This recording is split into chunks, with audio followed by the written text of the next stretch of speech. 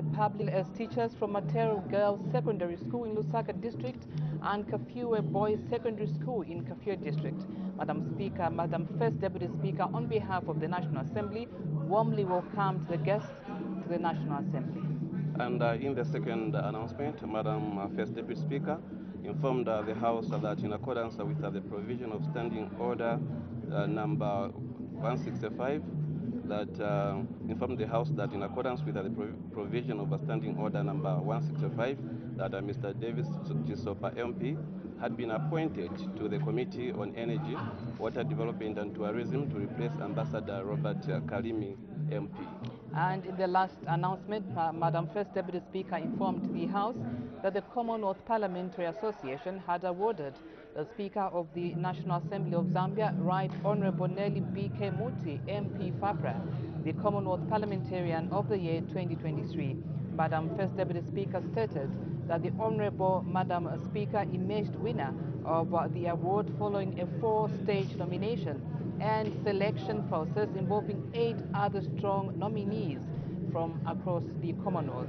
She further stated that the selection committee emphasized a number of qualities, including the Honorable Madam Speaker's contributions to upholding the rule of law, her commitment to transparency in parliamentary processes, and her dedication to ensuring the citizens of Zambia have quick and easy access to parliamentary information. So, Madam First Deputy Speaker did inform the House that Honorable Madam Speaker received the award on 5th October 2023 at the conclusion of the 66th Commonwealth Parliamentary Association General Assembly in Accra, Ghana. Madam First Deputy Speaker, on behalf of National Assembly of Zambia, congratulated the Honorable Madam Speaker for the achievement. After those announcements, the following matters of urgent public importance under Standing Order 134 were raised. The first one did come from Mr. Mtachalo. The subject matter was on the job losses as a result of all marketing companies' failure to adhere to SI 35 of 2021, and this one was admissible. Therefore, the Minister of Energy is expected to issue a statement today, 19th October 2023.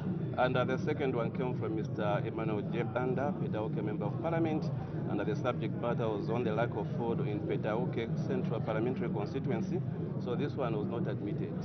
All right, so just a point of correction there. In the first matter of urgent public importance, the Minister of Energy will actually render a ministerial statement next week, Thursday, 19th October 2023.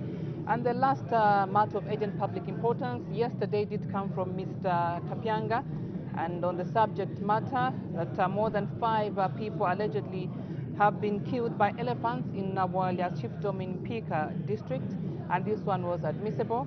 The Minister of Tourism did respond. So those are the 3 matters of urgent public importance that were raised yesterday. Thereafter, the House went on to consider question for oral answer number 89, understanding order number 76, and the House also considered question for oral answer number 90 to 92, understanding order number 74.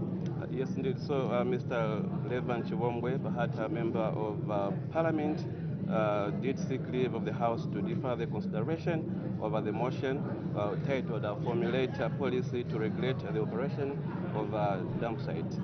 So, thereafter, Claudette, there was a resumption to the debate of 29th September 2023. This is the debate which was, this is the motion which was moved by Finance and the National Planning Minister, Dr. Stumbeko Msokotwani, on 29th September, that the House do now resolve into Committee of Supply on the estimates of revenue and expenditure for the year 1st January 2024 to 31st December 2024, together with the annual borrowing plan presented to the National Assembly in September 2023. And we did see a motion that was moved by Chinsali lawmaker Mr. Kalalwe Mukosa. The subject for debate was titled Change the Review of Prices for Petroleum Products from monthly to quarterly basis. A notice was taken at 18:54 hours that the quorum was not present. Mr. Second Deputy Speaker ordered the bells to be rung. The House was counted and the quorum still had not been formed. And Mr. Second Deputy Speaker adjourned the House in accordance with Standing Order 224 of the National Assembly of Zambia, Standing Orders 2021. The House therefore adjourned accordingly yesterday at 19:03 hours. That's the business that was transacted on the floor of the House. Time now to look at today's business. Yeah, thank you very much. So today we have 2 questions under Standing Order 76 and 4 questions under Standing Order 74.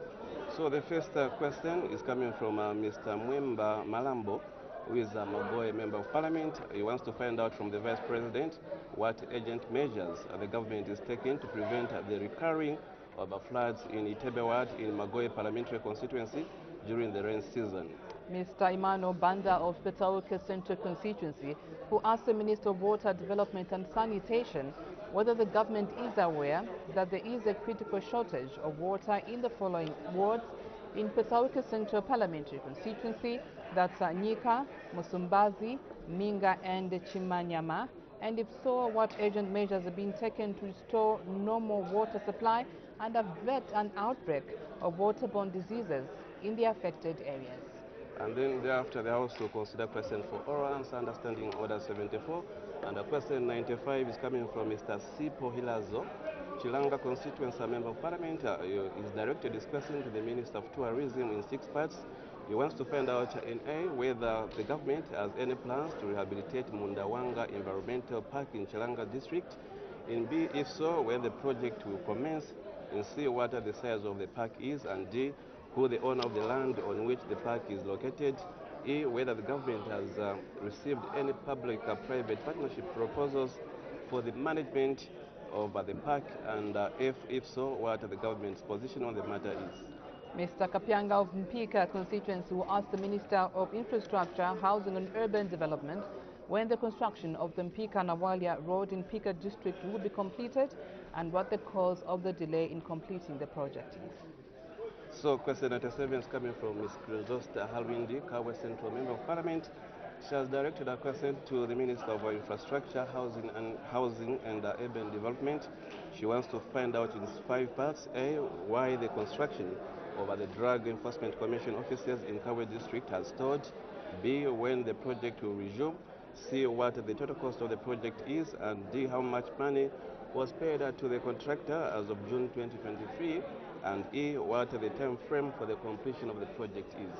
And question 98, which is the last one, understanding order number 74, will come from Mr. Kangombe of Kamfinsa. He's going to ask the Minister of Home Affairs and Internal Security what the government's position on the Zambia Police Service land in Mashula compounds in Kamfinsa Parliamentary Constituency, which has been occupied by settlers for 30 years is, what the government has, whether the government has any plans to surrender the occupied portion of the land to settlers.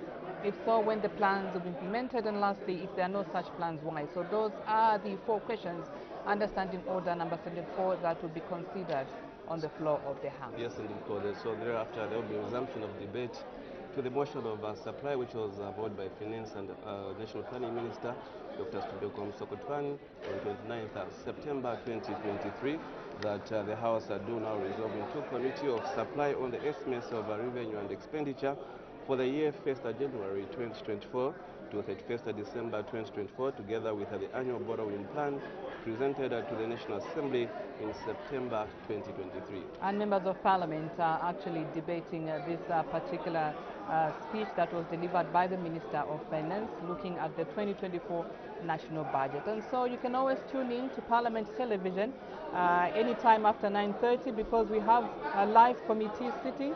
That's the Expanded Planning and Budgeting Committee is actually receiving submissions from various stakeholders regarding the 2024 national budget.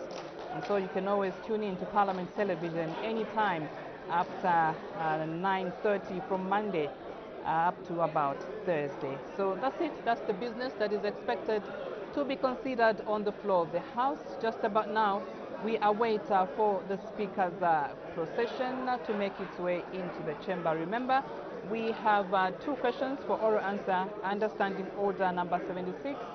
We also have 4 questions for oral answer under Standing Order number 74. Just now, we take you to the floor of the House. Good afternoon.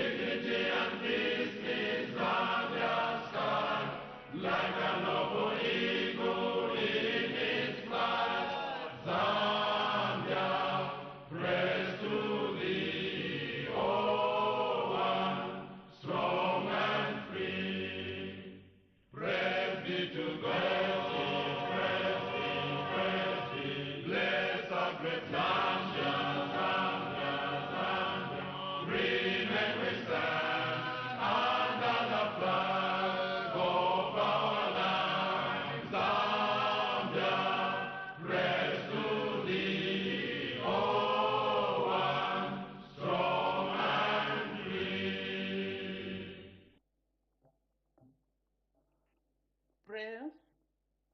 Almighty God, who in your infinite wisdom and providential goodness has appointed the offices of leaders and parliaments for the welfare of society and the just government of the people, we beseech you to consider with your abundant favor us, your servants, whom you have been pleased to call to the performance of such important responsibilities in this land.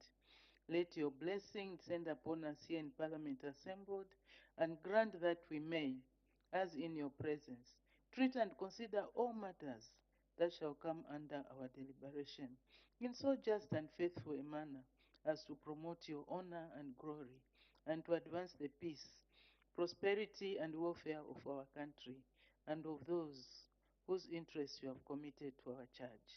Amen.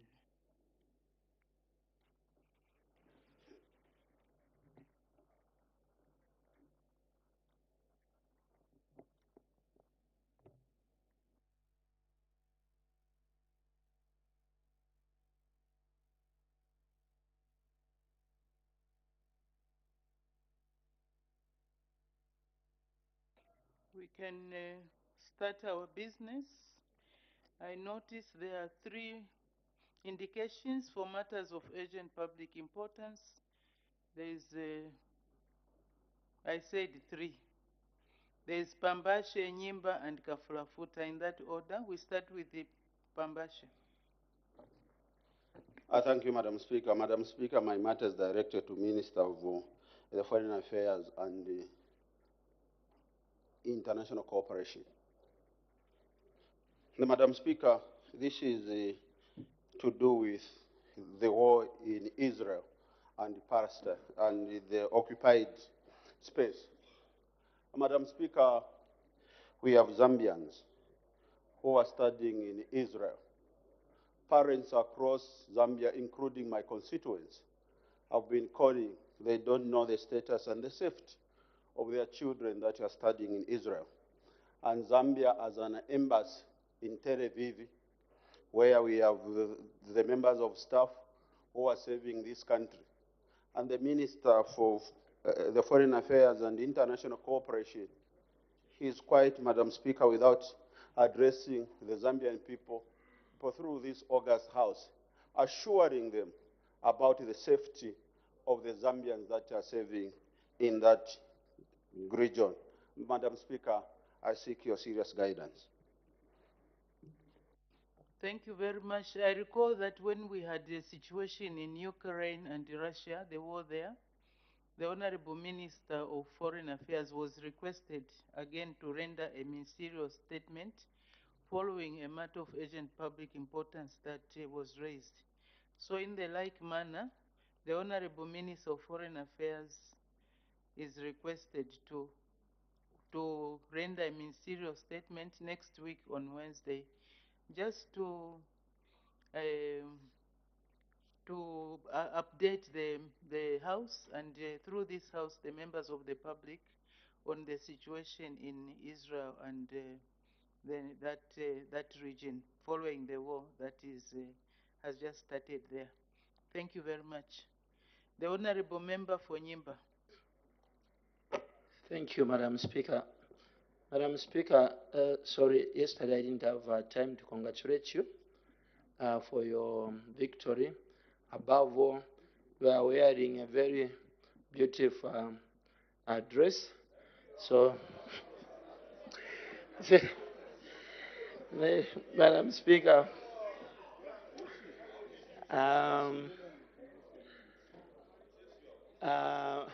my matter of urgent public importance, Madam Speaker, is directed to the Minister of Agriculture.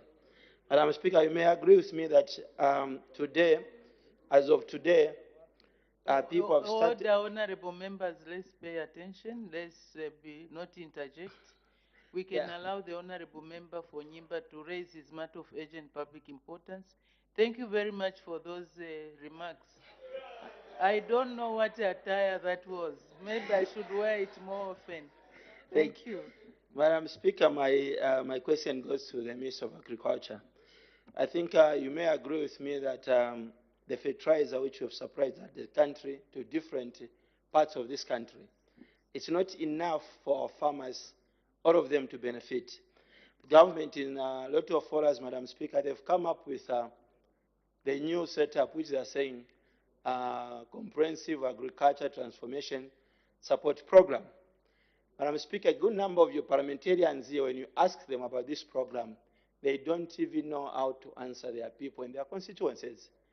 Is the Minister for Agriculture in order, Madam Speaker, to sit comfortably in that chair there without telling the Zambians, because people are asking where are we going to get this support, because what we have is not enough. I thank you, Madam Speaker. The issues of agriculture, fertilizer, I think they've graced the floor of this House on numerous occasions. I will suggest that the Honorable Minister makes it a habit, Minister of Agriculture, to come to the House to brief the nation, and through through this House, the nation, on how far this fertilizer situation is going. But honorable members, as we do this, we should also be alive to the provisions of our standing orders, in particular Standing Order 67, that we should not be repetitious. So, Honorable Minister, there is an outcry that people here are not yet familiar. I don't know, is it possible to even have a workshop for them so that you explain to them what it involves, this concept, what is it all about? So the Honorable Minister maybe can comment. Thank you, Madam Speaker, and I appreciate the concern raised by the Honorable Member. First, Madam Speaker, is that we'll be coming with a ministerial statement soon in order to give the members of the House exactly. I want to believe you are talking more of the credit window than CATSI per se on its own. However, Madam Speaker, we take note of your guidance that there could be need for a workshop, maybe in the amphitheater, for all those members who would be interested to come.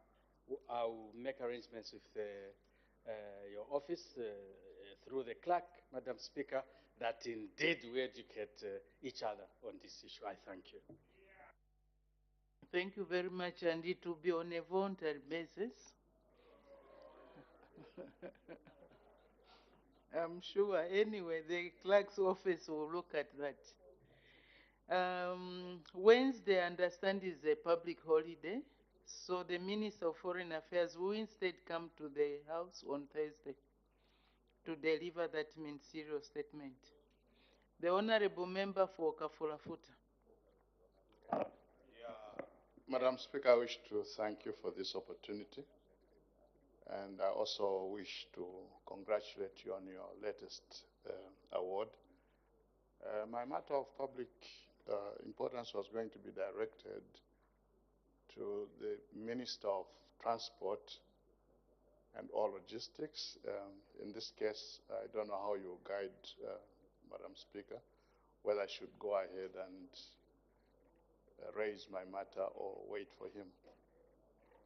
You may proceed, Honorable Member. This one cabinet, there is an acting minister of Transport and Logistics, and also we have Her Honor the Vice President as leader of government business in the House. So you may proceed. Thank you very much, Madam Speaker, for that guidance. Madam Speaker, in the recent past, we've witnessed a lot of road traffic accidents. And in my constituents, I've had one occasion when the government has had to come in to help the bereaved families.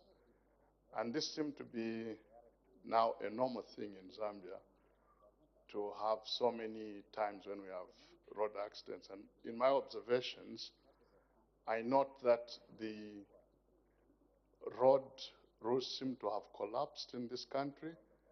Every time I think all of us are driving, a lot of people don't seem to observe the traffic rules. And I was wondering whether the Minister of Transport and all Logistics has noticed this, and if he has any plan to try and help us as a nation, because where we are going, I think we're going to witness more fatal accidents. I know that nobody has died today, but this is my observation, Madam Speaker. I thank you. Thank you. I will suggest that the Honorable Member for Fulafuta puts in a question so that the Honorable Minister can answer, as the matter does not qualify to be raised as a matter of urgent public importance. Of course, there is concern and worry about accidents that are ongoing. The Honorable Member for Bangweru has indicated, you can raise your matter. Thank you, Madam Speaker, for allowing me to raise a matter that is urgent. Madam Speaker, it's problem after problem in Bangweru. Last week or the other week, I raised the matter of a strange disease. The Minister of Health apparently came and told this house that in fact it was measles. And this measles actually has spread through all the 10 provinces in Zambia, and about 1,600 children affected. But the matter has to do with the cassava in Bangweru constituents, Baat constituents, and Milenge. I don't know if Chitambo included, I don't know if you have to call this disease a strange disease that is affecting cassava. For Bangweru alone, 7 out of 10 wards are affected, and more than 100,000 people depend on cassava for food security. This matter is directed at the Vice President. Thank you, Madam Speaker. I believe the issue of cassava is not a matter of recent occurrence. We have spoken about the cassava diseases that have has occurred in Luapula province. I suggest you put in an urgent question. Then the Honor the Vice President can be able to address it. Thank you very much. Let's make progress. I have permitted the Honorable Minister of Water, Development and Sanitation to make a ministerial statement. The Honorable Minister of Water, Development and Sanitation.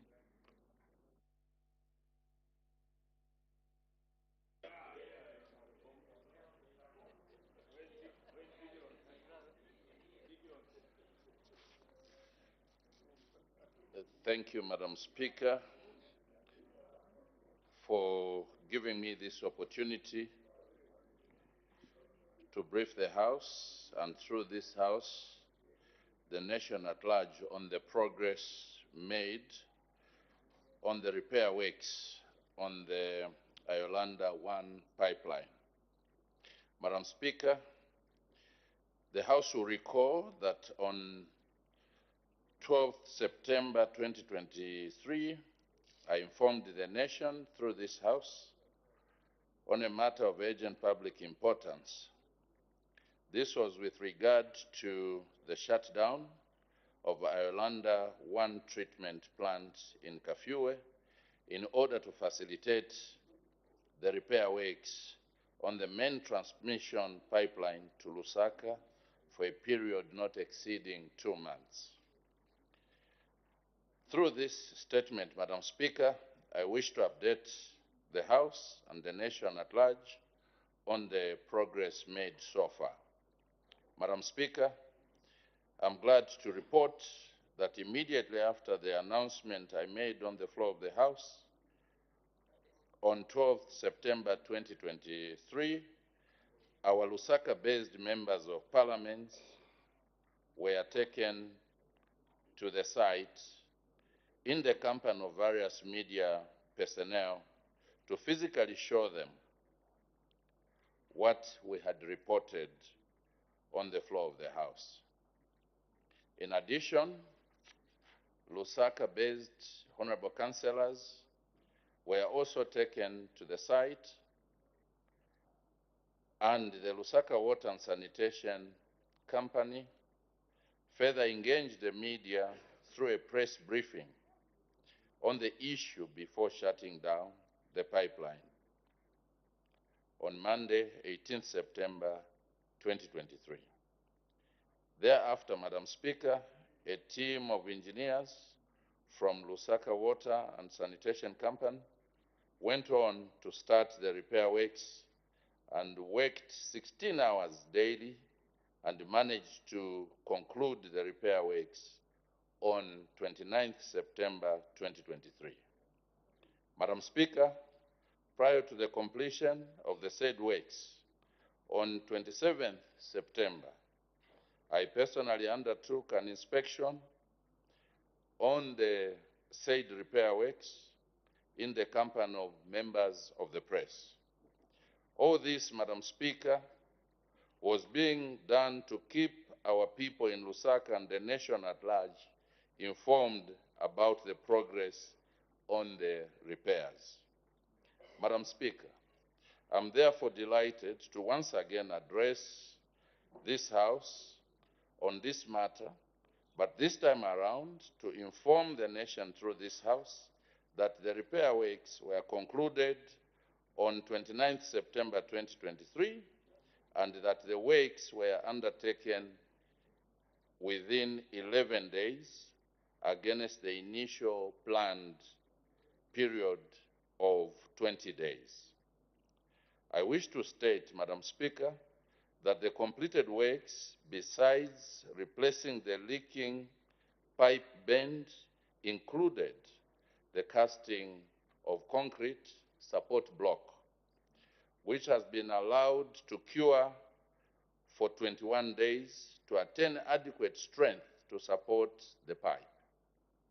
As such, we are currently in the period where we are allowing the concrete to fully cure, which is a period of 21 days effective 30th September 2023. Madam Speaker, I'm also glad to inform this House and the nation that the 21 days curing period for the concrete support block, which as earlier stated commenced on 30th September 2023, will end on 20th October 2023. The team of engineers from Lusaka Water Supply and Sanitation Company will then undertake pressure testing of the pipeline for a maximum period of 48 hours immediate after the curing period on 20th October 2023. Madam Speaker, in view of the above, I wish to report that the Iolanda 1 water treatment plant is scheduled to resume operations on 22nd October 2023. Madam Speaker, I wish to repeat, in view of the above, I wish to report that the Iolanda 1 treatment plant is scheduled to resume full operations on 22nd October 2023. This will be exactly 34 days from the time the works were started. As you would recall, Lusaka Water Supply and Sanitation Company had initially requested for 60 days. But the effort put in has resulted in the completion of the said works in almost half the time indicated prior to the commencement of the repair works. Madam Speaker, I'm fully aware of the water supply challenges our people in the city of Lusaka are facing because of the shutdown of the Munda Wanga water treatment plant. I'm further alive to the impact this undertaking has had on the lives of our people in Lusaka, and that this undertaking is at a critical time of the year when water is needed the most. Madam Speaker, I wish to bring to your attention that even during these difficult times, the utility company, which is Lusaka Water Supply and Sanitation Company, has made it possible for our critical installations such as UTH, Mainasoko, Levi Manawasa Hospital, just to mention a few, have steady piped water supply on a daily basis.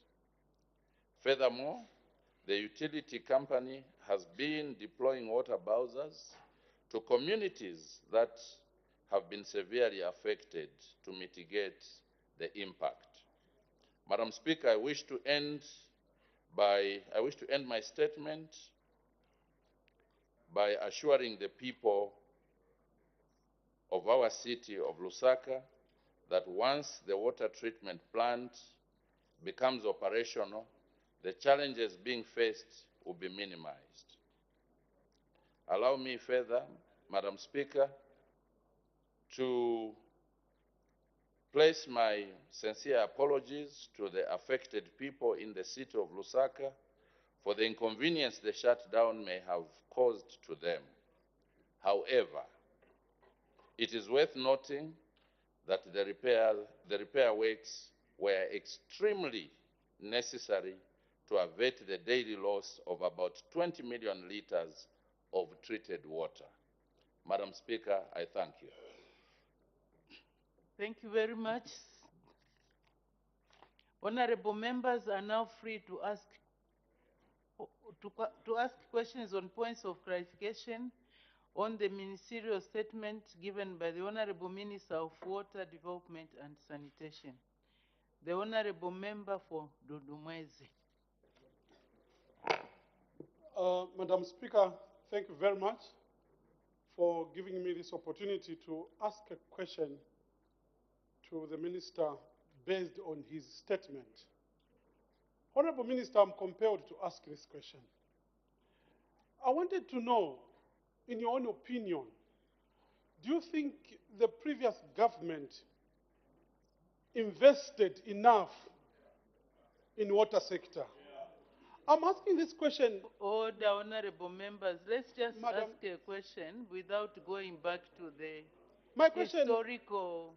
My question, Honorable Minister, is do you think the previous government invested enough in water sector in Lusaka and Copperbelt? I thank you.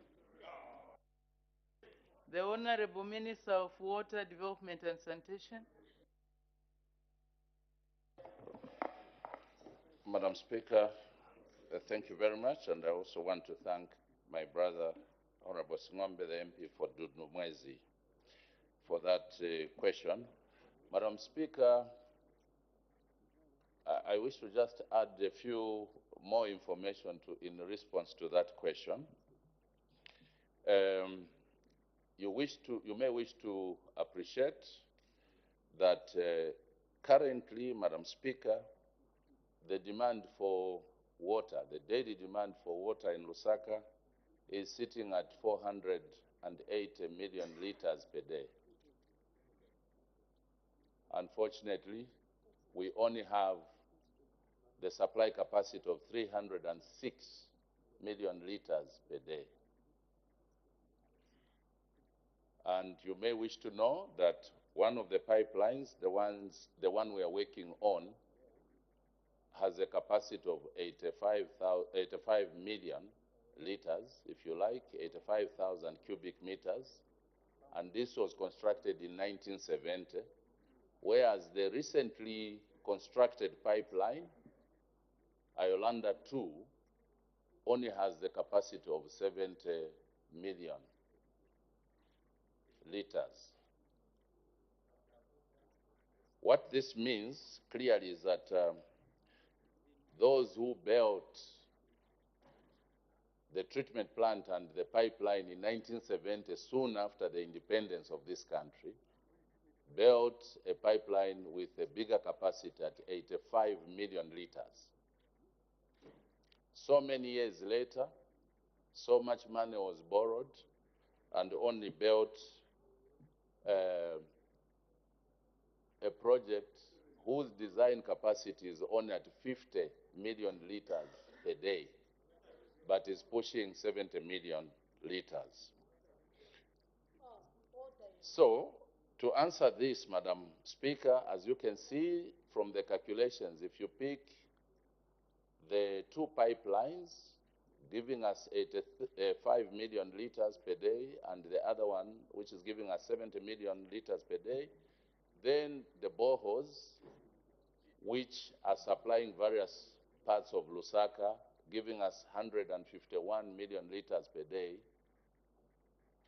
When you aggregate that, it gives us the supply capacity of only 306 million liters per day. So that gives us a deficit on daily basis of 174 million liters per day. So this is a big deficit, Madam Speaker, and I'm sure that these figures adequately responds to the question that indeed there has been low investment in the water sector.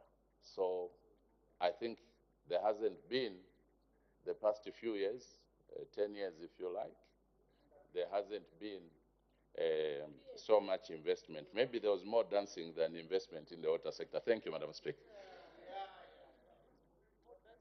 The Leader of Opposition. Thank you very much, Madam Speaker, for this opportunity. Honorable Minister, due to effects of climate change, we expect to have challenges with water, especially to do with agriculture. Under the PF government, 4 major dams and water schemes were constructed. Do we see your government coming up with a deliberate policy to also construct some dams as a way of, assisting or alleviating possible challenges with water, especially to do with agriculture? I thank you. Order, honorable members, this habit of debating while seated is not supported. Even for you to say Mwandi also, you came in late and you already, Can we respect each other, please? The Honorable Minister of Water Development and Sanitation. Thank you, Madam Speaker. And I want to thank the Leader of the Opposition for that question, except, Madam Speaker, that that question is completely outside the statement I've issued, because the statement has been very clear that I'm briefing the House on the progress made regarding Iolanda 1 treatment plant. But just as a matter of courtesy and also appreciating that the question you've asked is very, very important, yes, government has made a decision that we must focus more, we must pay attention more to the water harvesting infrastructure so that we can scale up the farming activities, particularly irrigated farming. But also, we may have to use this part of infrastructure to ensure that we harvest water to respond to the challenges that have been brought before us due to climate change. So next year alone, you will notice, as provided for in the budget speech, that we plan to build more than 20 dams, around 28 dams, Madam Speaker. And we are hoping also to build 10 more dams, working with my counterpart, the Minister of Agriculture. We'll be receiving 10 more new dams under Ministry of Agriculture. So this is the position of government, but we also, our desire is that we should do more, resources allowing, we should build more dams. Thank you, Madam Speaker. Thank you very much. The Honorable Member for Kalabo Central. Thank you, Madam Speaker. In the responses which the Minister was given, there was a word minimize. I said after the resumption of water supply on 22nd of, said the challenges will be minimized. So I wanted to find out from the Honorable Minister, why is it that again, after resumption, still challenges are not stopped but just reduced? Thank you, Madam Speaker. Thank you. The Honorable Minister of Water Development and Sanitation. Thank you, Madam Speaker, and I also want to thank my brother, the MP for Kalabo Central, for that follow-up question. Madam Speaker, I carefully used the word minimize, realizing the fact that the problems, be it water or any other problems, they'll always be there. So I would have been telling lies to the House. I would have not been factual if I'd said that once we restore this pipeline, the water problems will end. I think that was not going to be factual. I think the fact is that the problems will minimize because we know that there will always be new emerging issues, but also the fact that the problem we are resolving, we are merely sorting out the fact that we've been losing between 17 million to 20 million liters per day, but we still are grappling with the problem of a deficit of 174 million liters per day. So the repairs on the Iolanda 1 water treatment plant and on the pipeline will not resolve all the water problems in Lusaka. And this is why I said the problems will minimize. And obviously, because we've been operating using one pipeline, the 70 million liters capacity, and also the 151 million liters per day from the boreholes. So what was taken away, the 85 million liters per day, will be restored. And obviously, we expect that this will push in the supply, and then we can minimize the challenges that are being faced as a result of the shutdown. Thank you, Madam Speaker. Thank you. The Honorable Member for Kamfinso. Madam Speaker, allow me once again to thank you for the opportunity to ask my colleague a follow-up question on this very, very important topic of water supply. Madam Speaker, the previous government... Order, honorable members. I don't know this word, colleague. Yesterday also it featured.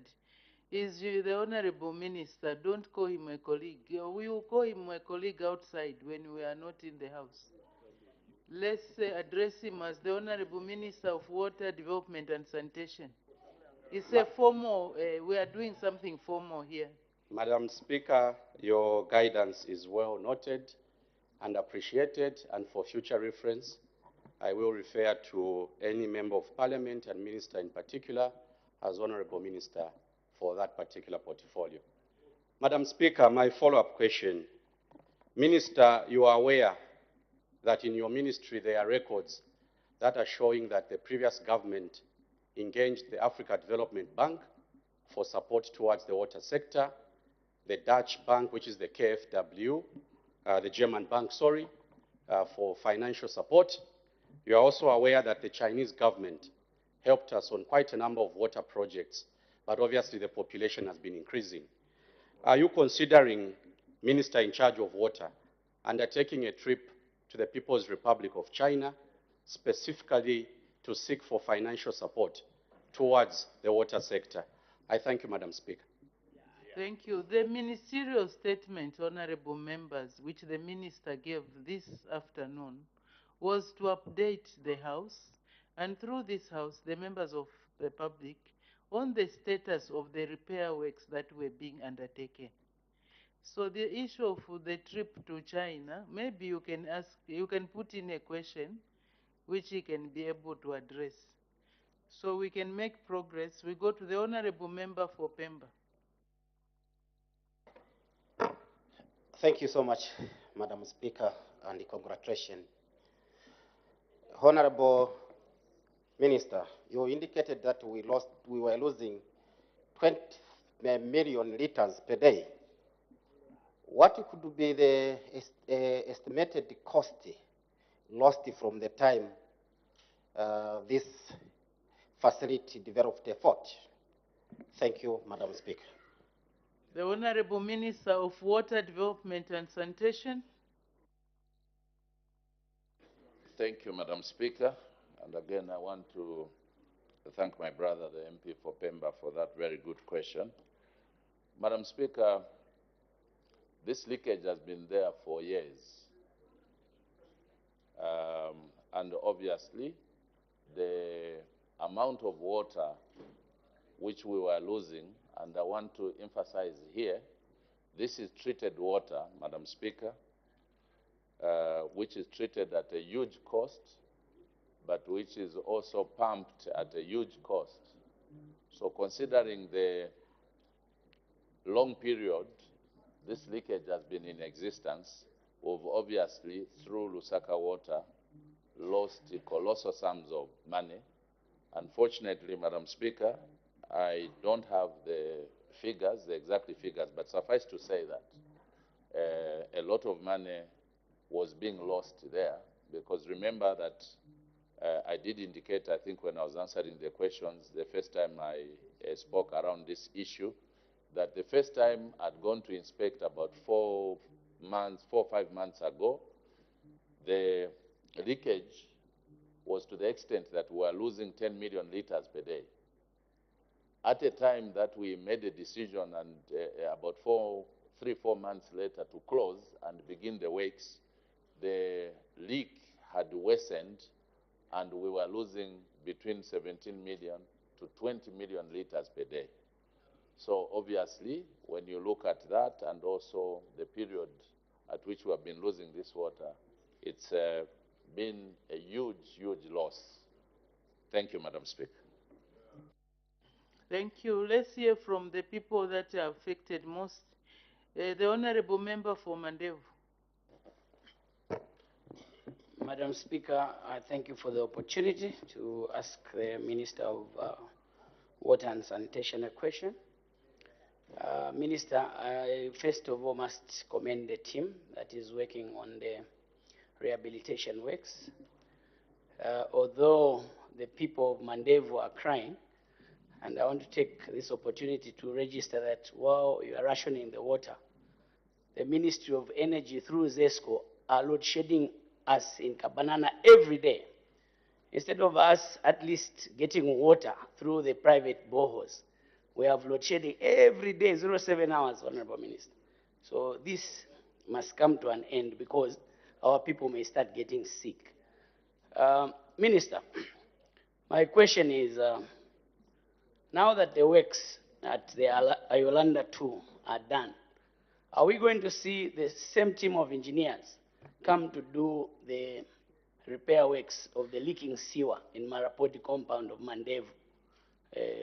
Move from there to Mandevu. I thank you. Not related though, but the Honorable Minister of Water Development and Sanitation, on the issue of load shedding, Honorable Member, the Minister is there. You can have a chat with him. Yes. The Honorable Minister of Water Development and Sanitation. Thank you, Madam Speaker.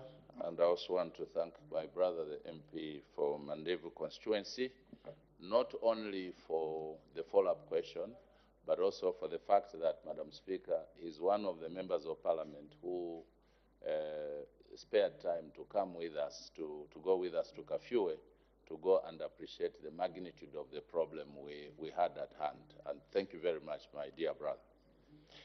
Madam Speaker, the issue of power outages is what has actually worsened the problem we are having now of water supply. As you know, that when we don't have power, either at the treatment plant, we are not able to pump water into Lusaka. And also within Lusaka, if we have any power outage, either on the western part or eastern part of Lusaka, we are not able to pump water. So we've had a schedule, and I totally hear and share the pain of the people of Mandevu constituency, because we did announce, Madam Speaker, that we are going to have a schedule, and we drew up a schedule which the ministry was provided with, and we shared notes with our utility company and approved. And what we had agreed was that the rationing of water supply, the supply hours will be reduced on average, Madam Speaker, between 4 to 6 hours. Unfortunately, owing to the several and massive repair works that ZESCO is undertaking in various communities, I think in preparation for the onset of the rain season, during which we normally have serious power problems. This has also affected the pumping of water, and hence not making it impossible for us to follow the agreed schedule of water supply. So that is extremely regrettable, but we also appreciate from the water sector that ZESCO has to prepare adequately so that as we go into the rain season, we don't experience prolonged blackouts. So, but we have been engaging each other with the Ministry of Energy. We've also been engaging each other, Lusaka Water with ZESCO, to ensure that we try to minimize the inconveniences on our people. Thank you, Madam Speaker. Thank you very much. Honorable Member for Mpika, you were raising a point of order. What's the point of order? Thank you, Madam Speaker, and sorry, Honorable Minister, for disturbing your address to the House. Madam Speaker, I raise a point of order in accordance with the Standing Order number 65, content of speech. The Honorable Member of Parliament for Kamfinsa referred to the Honorable Minister as his colleague. You wrote that here we need to be very formal. Even after you delivered that ruling, Madam Speaker, the Honorable Minister continued referring to Honorable members who were asking questions as his dear brothers. Was in order, Madam Speaker. I thank you. Dear brother is more formal than colleague.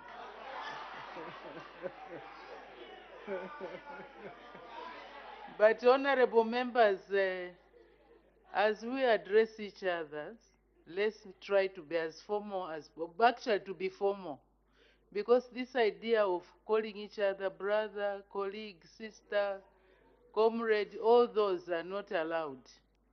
We have to maintain the discipline, decorum of the House by referring to each other formally. Just like when I'm calling on the honorable members, I say, the honorable member for this constituency.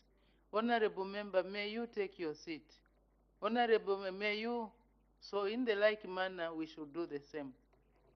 The honorable member for Shiwangandu. Thank you so much, Madam Speaker. Honorable Minister, the challenge of matching the growing population with water infrastructure is a huge one. And for Lusaka province, it's even worse because, as you know, the underground water is highly contaminated. And one would wonder what could have happened if there was no Yoranda 2 with this situation you had.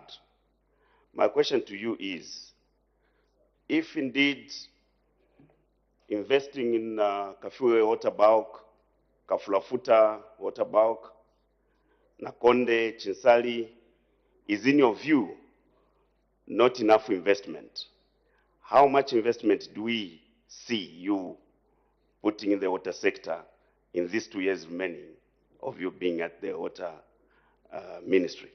I thank you, Madam Speaker. The Honorable Minister of Water Development and Sanitation. Thank you, Madam Speaker, and I also want to thank the Honorable Member of Parliament for Shwangandu for that question. Madam Speaker, when I was explaining about the low investment in water infrastructure around Lusaka, I gave examples that, Madam Speaker, soon after independence, we gained our independence in 1964. 1970, Iolanda 1 treatment plant and pipeline was being constructed with a design capacity of 85 million liters of water per day. And so many years after independence, with due respect, the PF government came in with the Kafue Bao project at a cost of $150 million with a design capacity of only 50 million liters. So the design capacity is 50 million. I'm the Minister of Water, MP Chipiri. Hold on, get the facts. The design capacity of that pipeline is 50 million liters of water per day, but it's being pushed to produce and supply 70 million liters.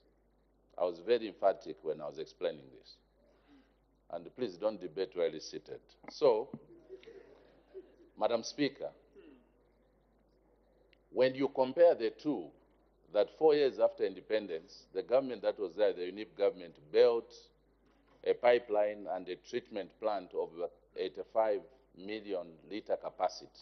And so many years later, and with so much resources which were put in, obvious when you compare the two, I think what could have been desirable, Madam Speaker, is that we could have responded more, because by then the population had already grown. Talking about the Chinsali project, it's one of a very painful project for me, Madam Speaker, because the Member of Parliament for Shwangandu who asked would sympathize and understand that this was a project for only 51 million kwacha, Madam Speaker, but it started many years ago and could not be completed and was allowed to stall for a long time until we provided resources, finished it, and commissioned it. The point here is that we could have paid more attention, and in agreeing with you, it's true, the challenge of matching the population growth and the service provision, in particular water supply, is quite huge. And this is why I think we should have, in the past, paid more attention, but it's what it is. We have this problem, and this is why the President has given us these instructions to ensure that we push in more resources and we ensure that we put in more projects to match towards the population growth. And as regards your question in terms of what we are doing, watch the space. We've already put measures in place. I know, Madam Speaker, you ruled around that question as to whether we are thinking of going to China. In fact, the President already sent me to China 5 months ago, where we were having discussions, and there's a project coming in. I wouldn't want to preempt. We'll be announcing, which will address some of the challenges that we are facing in Lusaka. So within 2 years, so much is being done, and I can tell you that just give us time, pay much attention, and you are going to see our plans in ensuring that we improve in terms of water supply. Thank you, Madam Speaker. Thank you very much. There was an indication from the Honorable Member for Chieng for a point of order. What's the point of order? Thank you, Madam Speaker, and thank you for allowing the people of Chieng to rise on this very important point of order. Madam Speaker, this is a house of decorum, and I just want to through you, Madam Speaker, to raise a point of order on a member of parliament from Lovezi who is sleeping in the house when the minister is busy giving us very important information. I need your indulgence, Madam Speaker. Thank you.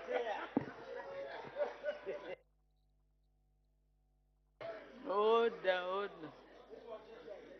Order, honorable members. From where I sit here, I see a lot of members who take a few minutes to communicate with the Lord.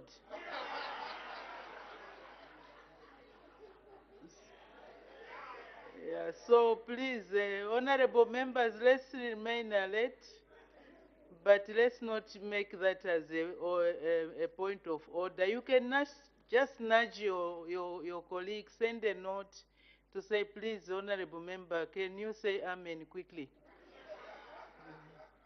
So thank you very much. I'm sure the honorable member from Lovezi is okay now. Yes. Thank you. I see that there is a number of indications, but please, honorable members, as I extend time, I'll add 10 minutes. Let's ask about the update on the waterworks. Let's not meander, go all over, then we will squander the time. So we'll start with honorable member. I've added 10 minutes. Honorable member for Petauke Central.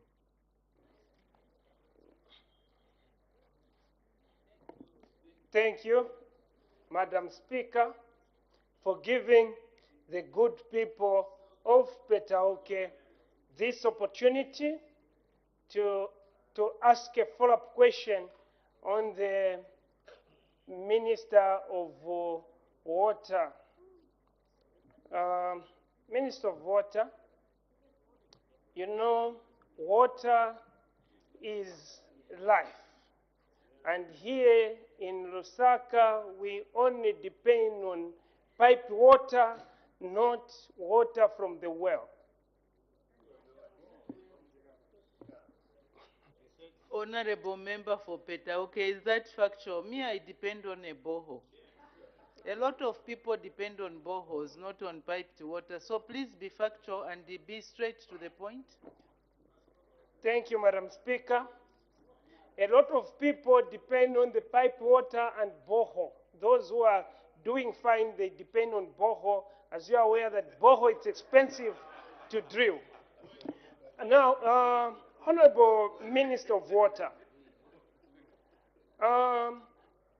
would you, when it was reported that there's this problem and then you need to work on that pipe, which are the problem, did you consult the engineers, knowing that water is life, so that maybe they were going to be working at night, so that during the day at least they can have water the way the Chinese do in China? Or maybe would you thinking next time to go to China and do a benchmarking so that at least you can emulate what the Chinese do, that in the shortest period at least people can be connected on the water? I thank you. So you've taken almost 3 minutes to ask one question, and your friends are being deprived of that opportunity. The Honorable Minister of Water Development and Sanitation. Thank you, Madam Speaker. Madam Speaker, I think I appreciate your advice on a couple of times that we must pay attention, particularly when we are issuing ministerial statements. The Member of Parliament may recall that when I was issuing the first ministerial statement, I indicated that this pipeline, it's a huge pipeline, measuring about 900 millimeter in size. So it's not one which you could shut down to work at night and during the day you switch on. Secondly, as to whether we consulted the engineers, in fact, it's the engineers who have been advising us. If the Member of Parliament for Petauke would also just engage the Lusaka MPs who had gone on the familiarization tour you appreciate that this problem was big. It's not a small pipe we are talking about, and also the amount of pressure which goes into this pipe is about 250 meters high. So, that level of pressure. So it's not an issue that you can do in piecemeal where you switch on during the day and in the night you go and switch off. So we had to do a total shutdown, and our engineers were working day and night. So they were working 16 hours per day, and that was indicated in the statement. And I think that we are happy that we've achieved the completion of these works within a very short period of time. And the other major benefit will be that the 20 million liters of water which was just going to waste will now come to Lusaka and will be supplied to the consumers. Thank you, Madam Speaker. Thank you, the Honorable Member for Kaumbwe. Let's listen to an engineer.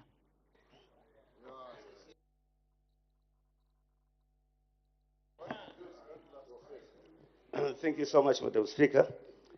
Honorable Minister, the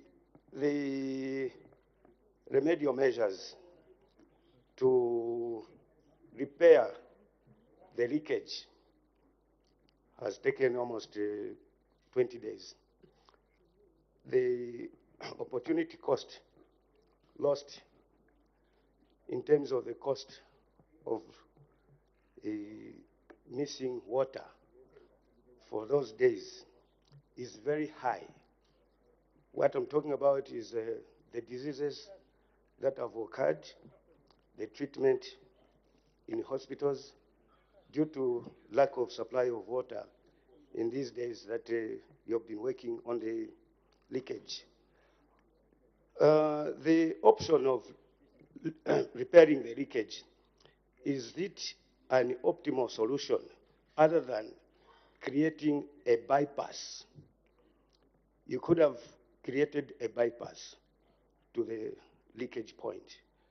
To create a bypass would have just taken you just 1 week, because you would have ordered a new pipe and create a bypass.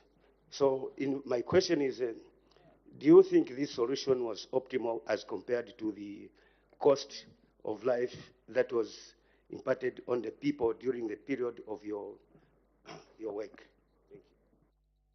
The Honorable Minister of Water Development and Sanitation. Thank you, Madam Speaker, and I want to thank the MP for Kaumbwe for that additional question.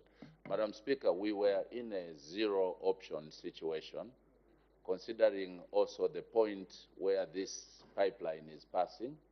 Madam Speaker, I did indicate in my initial statement that this pipeline is passing on a cliff where the two hills are meeting, and to create a bypass would have meant to start cutting the hill. It was going to be more costly, and it's not like we are working on a flat land.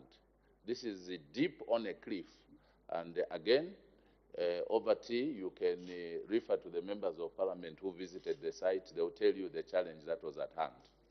But we learned one thing, that the design of Kafue, Iolanda 1 and Iolanda 2 pipeline, we hope to see that there could be maybe an interconnector from Iolanda 1 to Iolanda 2, so that in future when we have a problem, you can see how you can divert the water from this pipeline to the other pipeline. So this problem also gave us a bit of lessons to pick from.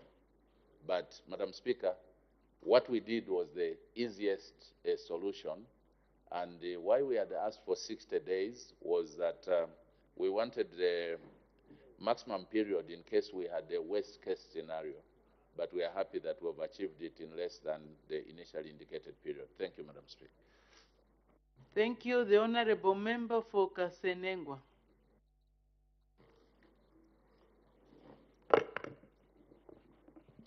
Thank you very much, Madam Speaker. Honorable Minister, just wanted to find out if you have done inspections on all these water pipelines and the ones in Osaka and Copperbelt so that you can avert further problems? Just trying to see if you can be more proactive than being reactive. If you have, and well, I can't ask a second question. Just that question. Thank you, Madam Speaker. Thank you for that realization. The Honorable Minister of Water Development and Sanitation. Thank you, Madam Speaker, and thank you, Honorable Member of Parliament for Kasenengwa. Madam Speaker, wherever we have a water supply network as well as a sanitation network, we normally conduct routine inspections. And that also goes with routine maintenance. So yes, we do conduct inspections in various installations. Thank you, Madam Speaker. Thank you. The Honorable Member for Chama South. Thank you. Thank you, Honorable Minister, for your responses. I want to find out, considering that quite a bigger proportion, Madam Speaker, of Lusaka residents depend on boreholes, where I stay, which is quite near community house. We don't have piped water. I want to find out if, Honorable Minister, you've come up with initiatives to encourage and reduce the cost of water purification systems. There are so many systems that are being sold. Unfortunately, they are unreachable, and most of this water that we use, Madam Speaker, is contaminated. We've been forewarned, actually, that there is typhoid because of the number of boreholes that have been punched. Have you come up with initiatives, Honorable Minister, to reduce the cost of water, home water purification systems for consumption? I submit, Madam Speaker. Thank you. The Honorable Minister of Water Development and Sanitation. Madam Speaker, that question is outside my statement. I will engage him over tea, and we can give him the necessary answers.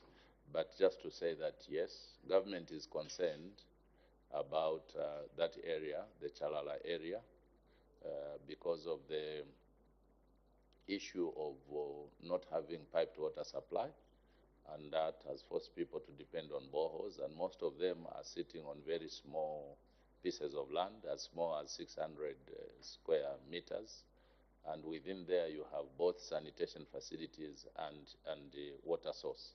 So we are working around a project that will assist us, and at an opportune time we'll be able to announce the plans and the said project. Thank you, Madam Speaker. Thank you very much. That closes that sector. We go to the next questions for oral answers. Oral answer understanding order 76. The Honorable Member for Magoy. Thank you very much, Madam Speaker. And let me join my colleagues to congratulate you on your achievement. Question number 93. The acting leader of government business in the House. Thank you very much, Madam Speaker. And the Honorable Member of Parliament for Magoye, Honorable Mwemba Malambo, is asking the Vice President a question on what urgent measures the government is taking to prevent the reoccurring of floods in Entebbe Ward in Magoye parliamentary constituency during the rainy season. Madam Speaker, in response to the question asked by Honorable Mwemba Malambo, Member of Parliament for Magoye constituency, I wish to inform this august House that the prevention of flooding in low-lying areas such as Entebbe Ward of Magoye parliamentary constituency is literally impossible because the low-lying areas are generally prone to floods. However, what is possible is to minimize flooding and the impacts on the community and the environment. Madam Speaker, Some of the measures that have been undertaken so far to minimize flooding and the impact thereof include: 1, the silting of the Magoye River through Solidad project, which is being undertaken by the District Disaster Management Committee in collaboration with the Worldwide Fund for Nature. 2, ongoing sensitization and awareness raising of the sand miners, given the contribution of sand mining in siltation of the river, which causes riverine flooding. 3, issuance of early warning advisories each season for people to take precautionary measures when floods are imminent.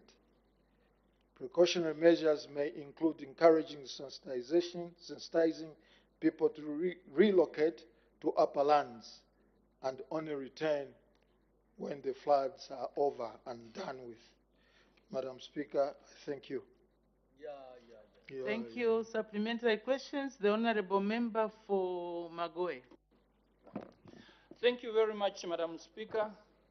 Madam Speaker, Magoe River has no route to pour water in Kafue River. And as it approaches the floodplains, it just pours the water in the plains like that. And that's more reason probably you would see that many of the houses surrounding that area, they are highly affected. Honorable Minister, are you considering to put a canal into Kafue River because it was there before? The only problem that came about is because of the siltation that was there. Thank you, Honorable Minister. The Honorable Acting Leader of Government Business. I must disappoint the Honourable Member of Parliament for Magoe that government is not considering to construct a canal as he has stated. I thank you. Thank you. The Honorable Member for Lufanyama. Thank you, Madam Speaker. Honorable Minister, the Acting Leader of Government Business, that area is flooded during the rainy season, and during the dry season is dry. Are there any plans to put some weir dams so that the animals and the community who live in those areas can be saved during the dry season? Thank you, Madam Speaker. Thank you. The Honorable Acting Leader of Government Business. Thank you very much, Madam Speaker, and thanks very much, Honourable Member, for that question.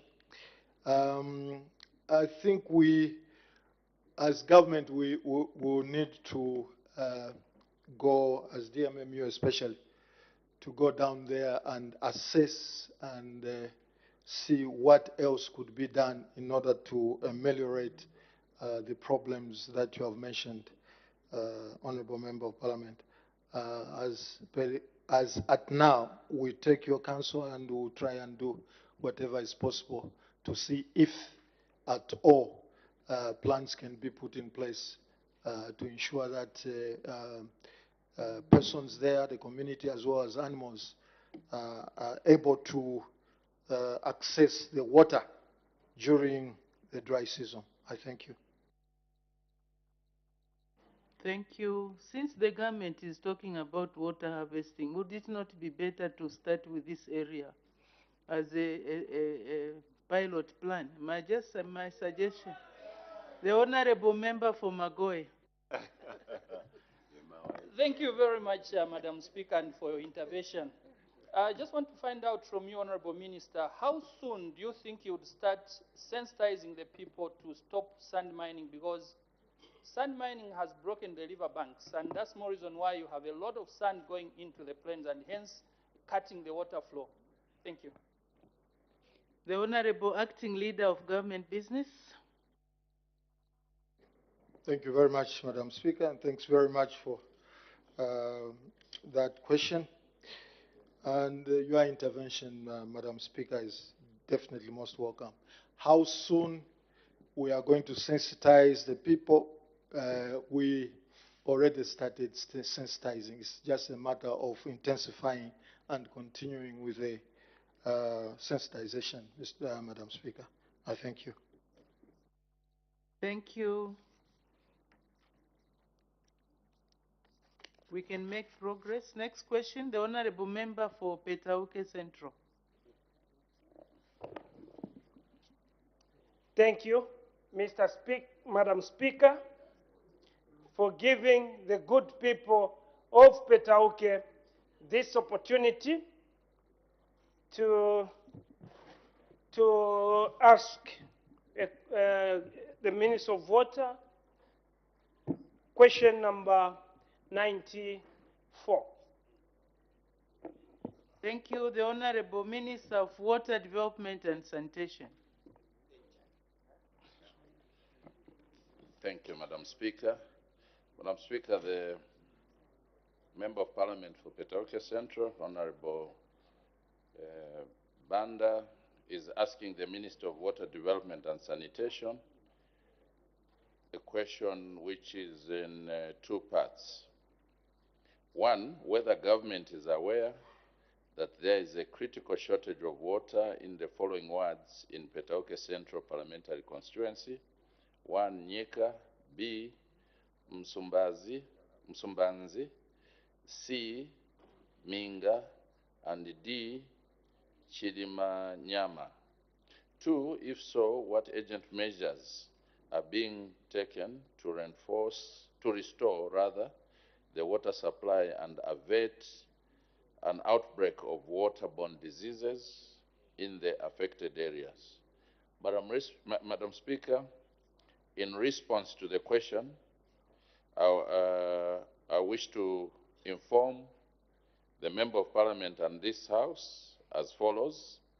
1, government is aware that there has been a critical shortage of water in the following mentioned wards of Petauke Central Parliamentary Constituency. 1, Nyika; Msumbazi; 2, 3, Minga; and 4, Chilimanyama. And 2,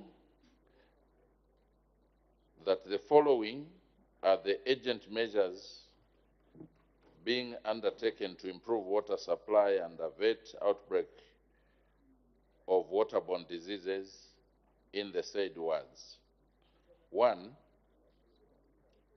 to extend the service lines to areas in Nyika ward such as Hillside, Chimate, Turnoff, and Garden compound of Petauke.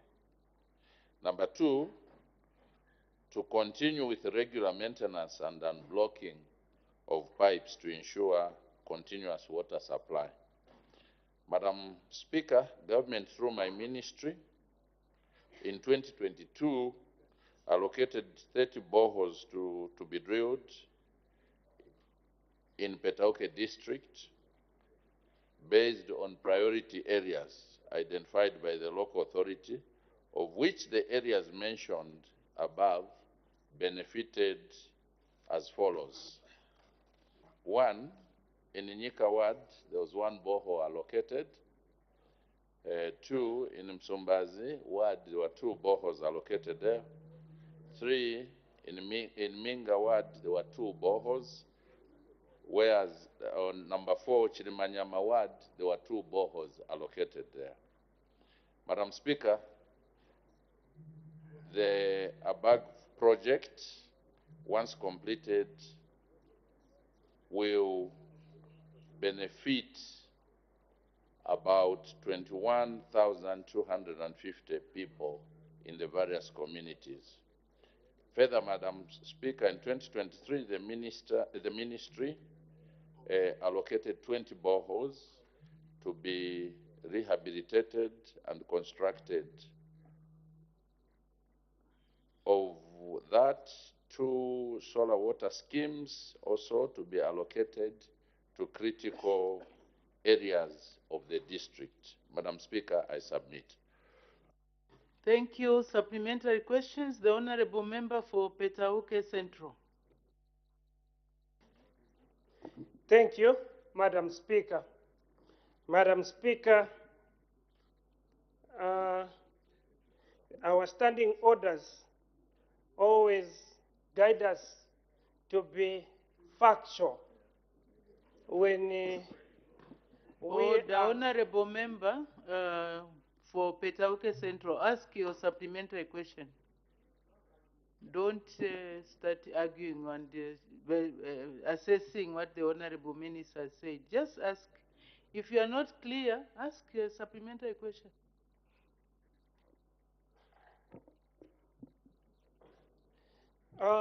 Minister of Water,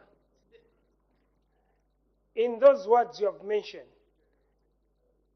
Minga ward, Msumbazi ward, Chirimanyama ward, and Nyika ward. Chirimanyama ward, you have said that you allocated 2 boreholes.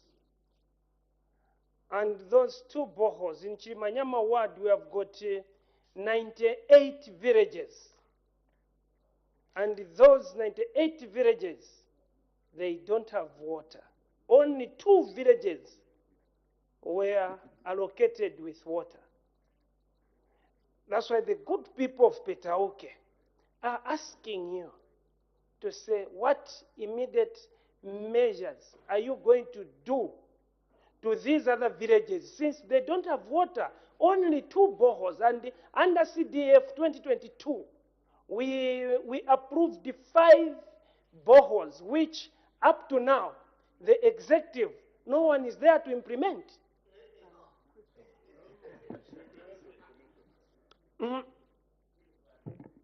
Now, are you the honorable member? Are you asking a question or debating? I know you are the owner of the question. There's always a reason why a question is asked. But in order for the honorable minister to help you, try to be more specific. Ask a question where you need clarification. Honorable Minister, these are the remaining villages. What immediate measures are you going to put so that they can have water? Because as we are talking right now, they have been strangled on the neck. They don't have water. I seek your answer, Minister of Water. Thank you. Honorable member for Petauke Central, you know your position in this house. You are a whip for the independents. Please live by example so that you demonstrate that you have due regard. The issue of strangling, how does it come in? The Honorable Minister of Water Development and Sanitation. Madam Speaker, thank you very much. I find it very difficult to thank the Member of Parliament for that, because I think when members of Parliament stand in this House, Madam Speaker, to ask the members of the executive, the idea is that they are seeking solutions to the challenges that their people are facing.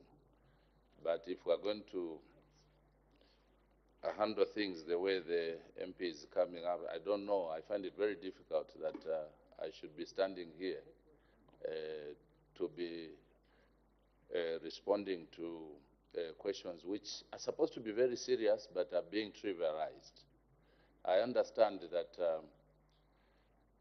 a number of villages are stressed with water, and I expected that we could be more serious with that. Madam Speaker, I've indicated in my response the emergent measures that government is taking to assist the people of Petauke. And I think that the MP for Petauke would help us as a ministry. You can see he has improved in the English speaking. I'm sure you've also improved in the writing. Write to us to indicate those problems, then we'll respond. Thank you. Since it's some acknowledgement of some credit, I don't know whether to reprimand you. Okay, yes. Let's encourage each other. We are all learning. The Honorable Member for Nkana. Madam Speaker, thank you so much. Honorable Minister, I have struggled .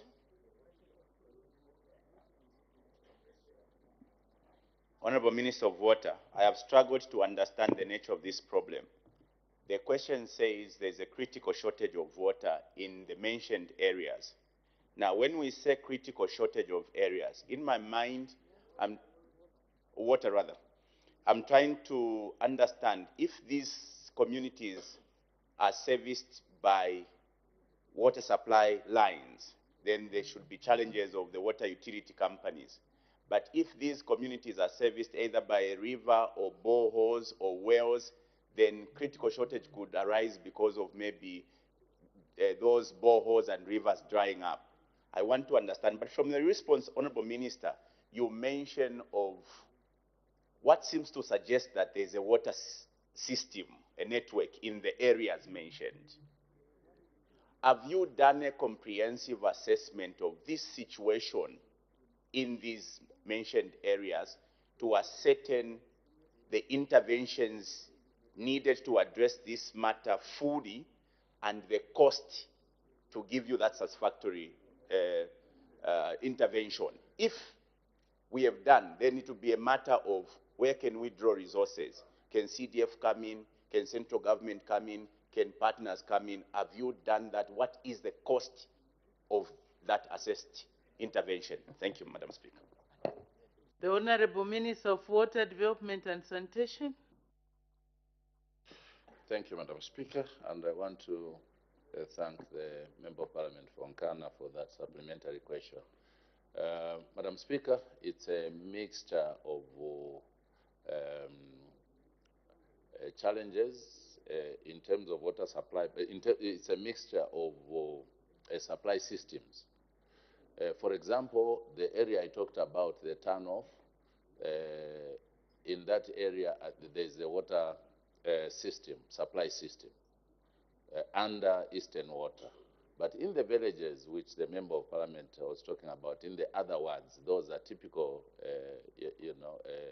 villages with growth centers, and there we don't have a system, a piped water system, rather than where we drill boreholes. And this is why I was outlining various interventions. For example, in the areas where they are faced with these water challenges and there's a network provided, unfortunately the nature of the challenge in Petauke is that there's a serious buildup of calcium on the network. And this is why I said that we are undertaking routine maintenance just to ensure that in the meantime there's improved the flow of water, improved the supply of water.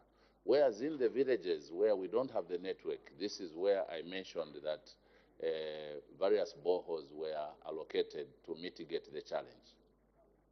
Thank you, Madam Speaker. Thank you very much. Honorable members, this is a constituency-based question, so we shouldn't take too much time on this. The Honorable Member for Petauke Central. Thank you, Madam Speaker. Minister of Water,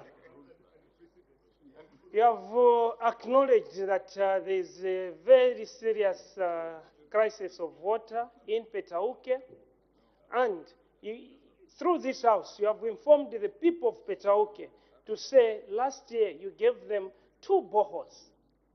But right now you are acknowledging to say there is serious crisis of water. What are the urgent measures which you can tell the people of Petauke? And I can acknowledge now that the Minister of Water, at least you have improved the line, because the good people of Petauke, you write them. Honorable Member for Petauke Central, please. Honorable Member for Petauke Central. Can you please take your seat? He hammered me, no one asked him. No, that's not the way to behave. Huh? And you call yourself a whip of the independents. Your role is to help with the discipline and decorum of the House. That is how you are behaving? No, you are even responding? You are even responding to me? Please.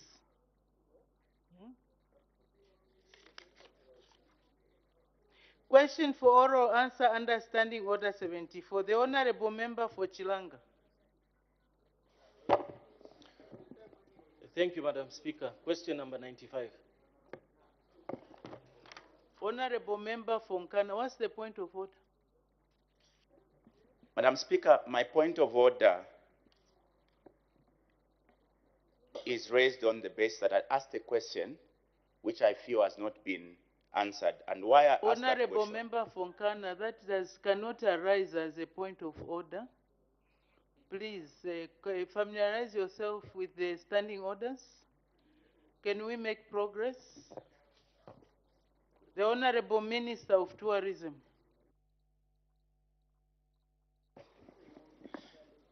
Thank you very much, Madam Speaker. And Madam Speaker, the Ministry of Tourism is being asked a question pertaining to the Munda Wanga Botanical Garden by the Honorable Member of Parliament for Chilanga. And he asked the questions as follows. In 6 parts. Whether the government has any plans to rehabilitate Munda Wanga in Chilanga district. If so, when the project will commence, and what is the size of the park, who is the owner of the land on which the park is located, and whether government has received any public-private partnership proposals for the management of the park, and if so, what government's position is on that matter. Madam Speaker, in responding to the questions, the ministry responds as follows. Government has ongoing rehabilitation and maintenance plan for Munda Wanga Botanical Garden. And if so, when will the project commence? The rehabilitation and maintenance works at the Munda Wanga are ongoing. And see what is the size of the park itself. The parcel of land for the park spans 23.2 hectares. Indeed, Madam Speaker, who is the rightful owner of the park? Our response is that Munda Wanga Botanical Garden is owned by the government of the Republic of Zambia through the Ministry of Tourism. Madam Speaker, the other question is whether government has received any public-private partnership proposals for the management of the park. In response, Madam Speaker, Munda Wanga has received a number of proposals for the management of the park. And the last but not least, Madam Speaker, if so, what is government's position on this particular matter? Government, through the Ministry of Tourism, is in the process of remodeling the management and business concept of Munda Wanga in order to enhance value of the facility in respect of environmental education, conservation, and recreational purposes.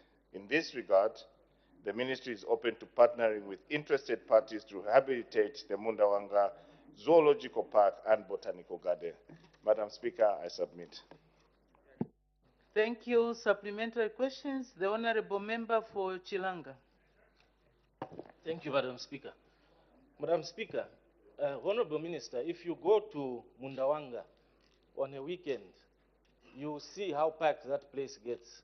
If you go there on a weekday, you see that there are about 2 to 5 buses every day of students that are visiting the place. That just shows you that Munda Wanga has got so much potential. Now, in the past 3 years, Honorable Minister, the only works that have been undertaken there by government is construction of an ablution block. Now, for Munda Wanga to be brought back to life, Honorable Minister, what needs to be done there is a rehabilitation on some of the old buildings, restocking, and increase in staff from the current 33 to about 75. So what has taken government so long to invest in Munda Wanga? Because in the past 3 years, we've not seen much being done. Thank you. Thank you. The Honorable Minister of Tourism. Madam Speaker, thank you very much, and thank you very much for that follow-up question from the Honorable Member of Parliament for Chilanga. And I do concur with the Honorable Member of Parliament's response with regards to the number of visitors that we get in Munda Wanga, despite its current state it is in. However, Madam Speaker, the government of the Republic of Zambia has been trying to be methodical in the way we do and conduct our business. The first thing that we needed to do, Madam Speaker, was to ensure that we actually ascertain ownership of the park itself. And alongside that, in as much as we are looking at getting in investors in this particular place, we are looking at having to create value or ascertaining the value of the park. And with the reconstructed public-private partnership council, which is obviously headed by my seniors here, we've never seen such unprecedented work that I've been doing in the last few days. You've seen it in the roads. And we're looking at how best they could assist us to actually find a very good equity partner to develop Munda Wanga. And my ministry is on hand to receive as many proposals as we possibly can, which will be shared with the PPP Council. And sooner rather than later, Honorable Member of Parliament for Chilanga, you should be able to see progress around the park. I submit, Madam Speaker. Thank you. The Honorable Member for Chifuvu. Thank you, Madam Speaker. Honorable Minister, we have seen an influx of most of the people who are visiting this wonderful garden. And recently, we had an incident of some of the lions escaping from the garden. What assurance are you giving the visitors and the nation at large in terms of security of these dangerous animals they intend to view our people visiting the garden? Thank you. Thank you. The Honorable Minister of Tourism. Thank you very much, Madam Speaker, and thank you for that follow-up question. I should be able to guarantee, Madam Speaker, that safety of our visitors in the national parks and indeed in such parks such as the Botanical Garden, which is Munda Wanga, is of our highest priority. And I think the incidences that we may have experienced, or rather reported in the last couple of years, were purely based on what I would like to call negligence on the part of our keepers. But that in itself has actually been dealt with. Most of the enclosures that we have in the park today, I would like to use, for lack of a better term, are foolproof. They will not be able to have our cats escape in the cages or any other animals. But just to reassure any visitors who are visiting our botanical garden or indeed any other national park, those particular individuals will have to be guided by our trained officers, and to just put comfort in our visitors that we should not be able to experience that which happened not so long ago. I submit, Madam Speaker. Thank you. The Honorable Member for Shiwangandu. Thank you so much, Madam Speaker. I appreciate the responses coming from the Honorable Minister. Maybe just to find out, you know, when Munda Wanga was established, Chilanga district was relatively a small community. And now we have seen a lot of infrastructure going around the Botanic Garden. And I remember was it last year, when there was that threat of an animal which went astray and posed some serious danger to the people in the community. Are you considering changing the model, knowing that the community has now changed? The Chilanga district is not as it used to be in the past. I thank you, Madam Speaker. Thank you. The Honorable Minister of Tourism. Thank you very much, Madam Speaker, and thank you for that follow-up question for Honorable Member of Parliament for Shiwangandu.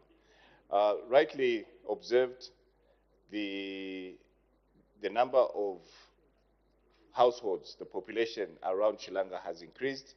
And just to put a bit of some context with regards to Munda Wanga Botanical Garden, Munda Wanga was purely meant as a rehabilitation center for orphaned animals.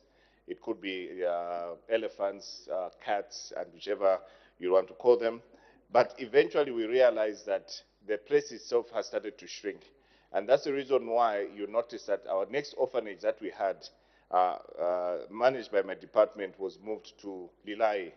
But fortunately, the Ministry of Tourism, through the Department of Parks and Wildlife, has now found a very good solution, and the solution of which we will now have a rehabilitation center at our Lusaka National Park, which is 10 kilometers from where we sit here.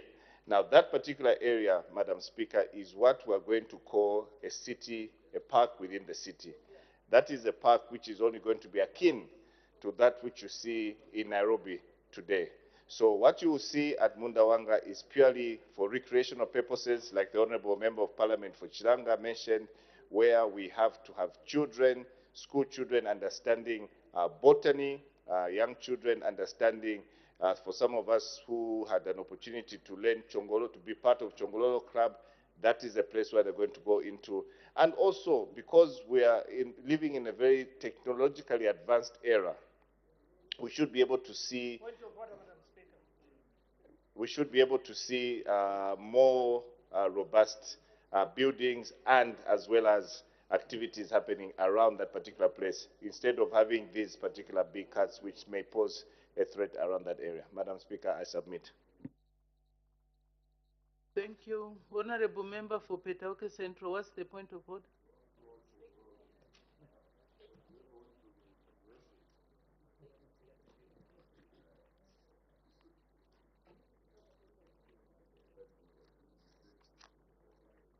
Thank you, Madam Speaker, for giving the good people of Petauke this opportunity to raise a point of order pursuant to 57, speaking in the House.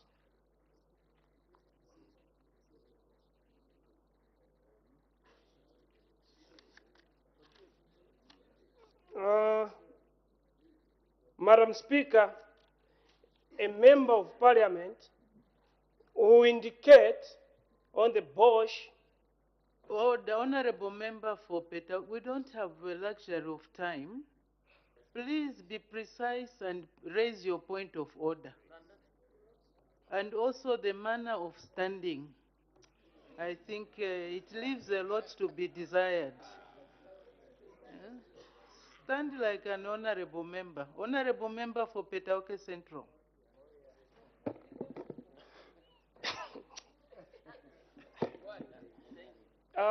Thank you, Madam Speaker.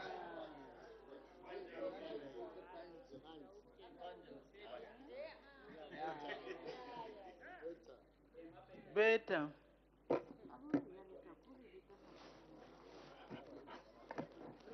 Madam Speaker, the member of Parliament will indicate on the bush or each chamber if the member wants to speak in the House to represent his or her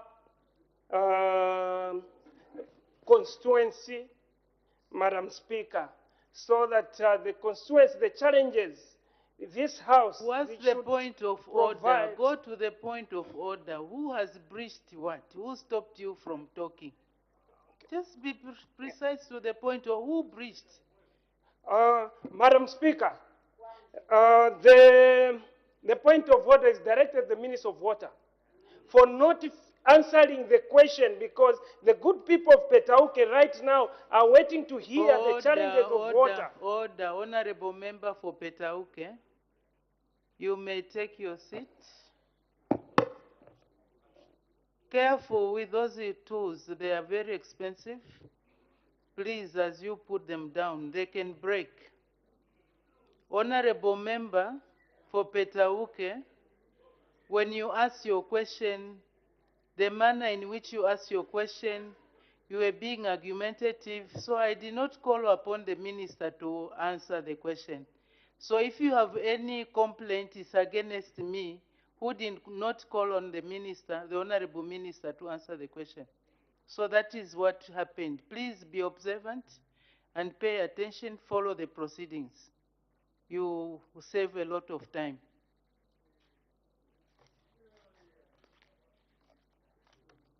The Honorable Member,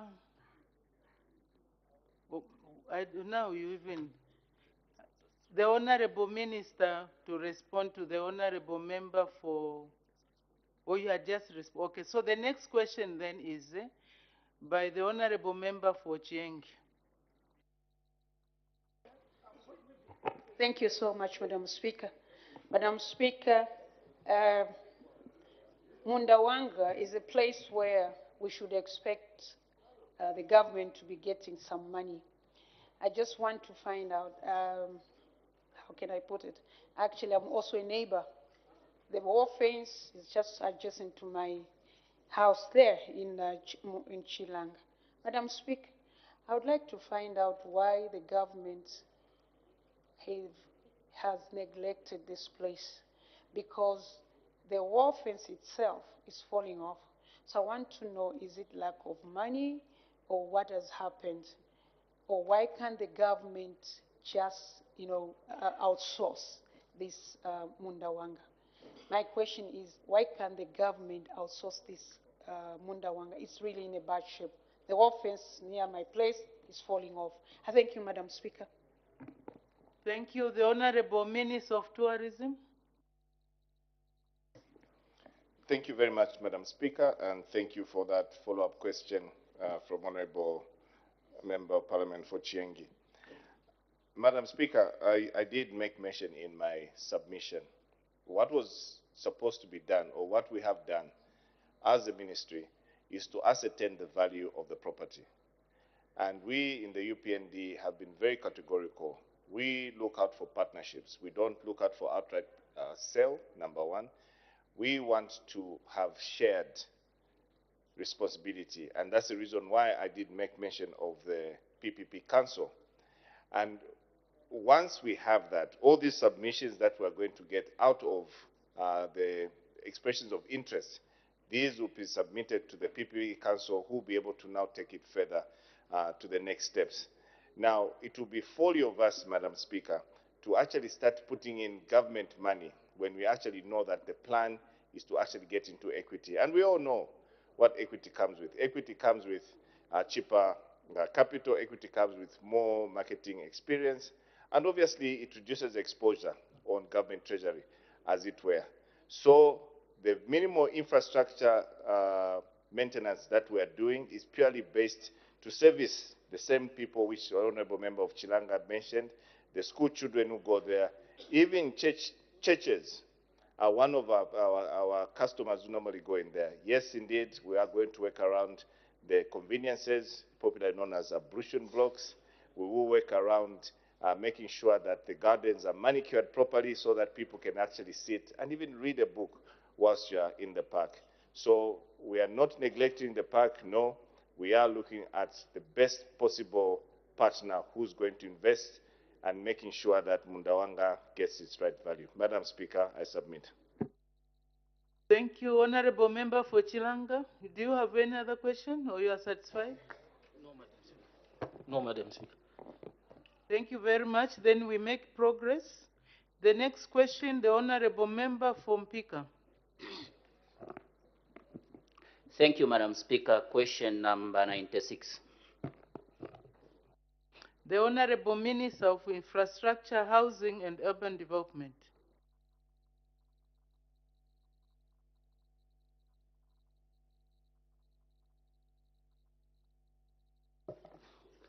Thank you, Madam Speaker. The Honorable Member for Honorable Pianga from Pika is asking the ministry the following two questions. A, when the construction of the Mpika-Nabwalia Road in Mpika district will be completed, and the B, what the cause of the delay in completing the project is. Our response is as follows. To A, the completion of the construction of the Mpika-Nabwalia Road in Mpika district will be considered in future work plans once funds for the required works have been secured. B, the delay in completing the project has been due to financial constraints. Madam Speaker, I thank you. Thank you. Supplementary questions, the Honorable Member from Pika. Thank you very much, Madam Speaker. Madam Speaker, I'm very sad. For how long will a community of 10,000 people be neglected in the manner that the people of Nabwalia have been neglected? They are being killed by wild animals. They are being killed by hunger. Order, Honorable Member for Mpika. You asked a specific question. Ask points of clarification relating to the question that you have asked. Don't start debating issues of hunger, issues of being neglected. Please just be specific to the point. Ask a point of clarification. Well guided, Madam Speaker. Honorable Minister, thank you for that statement. However, is the contract for the construction of Mpika Nabwalia Road still active? Thank you. The Honorable Minister of Infrastructure, Housing and Urban Development. Thank you, Madam Speaker. The works on the Mpika Nabwalia Mfue Road were awarded to Messrs. China Henan International Corporation Group Company at a contract sum of 429,962,000, VAT inclusive. The work stalled due to funding challenges, which resulted in lapse of the contract. The works on the project will be considered under a new contract in future work plan subject to availability of funds. I think there was an intimation of how long are the people going to continue to suffer. Let me make it very clear. The start date of the contract, which elapsed, was 3rd May 2014, with the initial completion date of 5th November 2016. This contract expired on 11th April 2022, and at the time of contract lapse, only 20% physical progress was attained, which constituted 22 kilometers and the only clearing and grabbing, and 12.2 kilometers roadbed preparation, and 8.5 subgrade. Madam Speaker, this and many other contracts that were awarded, when we keep talking about over-procurement, which has landed us in the problems that we have. This is one such example. As you have noticed by the dates that I've given, this contract was given by our predecessors, and they did not fund it fully because obviously they did not have the funds. What we are trying to do now, as I've said previously, Madam Speaker, projects cannot lapse, cannot be cancelled, because wherever there is a contract, wherever there is a project, we know it services a portion of our population. What is being done is to manage this over-procurement that took place, because without the resources, we cannot complete these projects. Our commitment is this same road, Mpika Nabwalia, all the way to Mfue, will be done, but will be subject to availability of resources, like so many of the projects that have lapsed. Thank you, Madam Speaker. Thank you. The Honorable Member for Shuangandu. I appreciate, Madam Speaker. Honorable Minister, this area, Nabwalia, apart from having one of the oldest and largest GMA, that road meant to be a gateway into the eastern part of Zambia. We have lately seen you signing some of these PPP projects.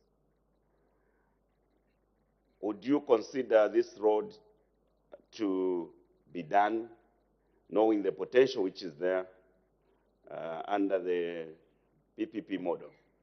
I thank you, Madam Speaker. Thank you. The Honorable Minister of Infrastructure, Housing and Urban Development. Thank you very much, Madam Speaker. And in response to the Honorable Member of Parliament for Shwangandu,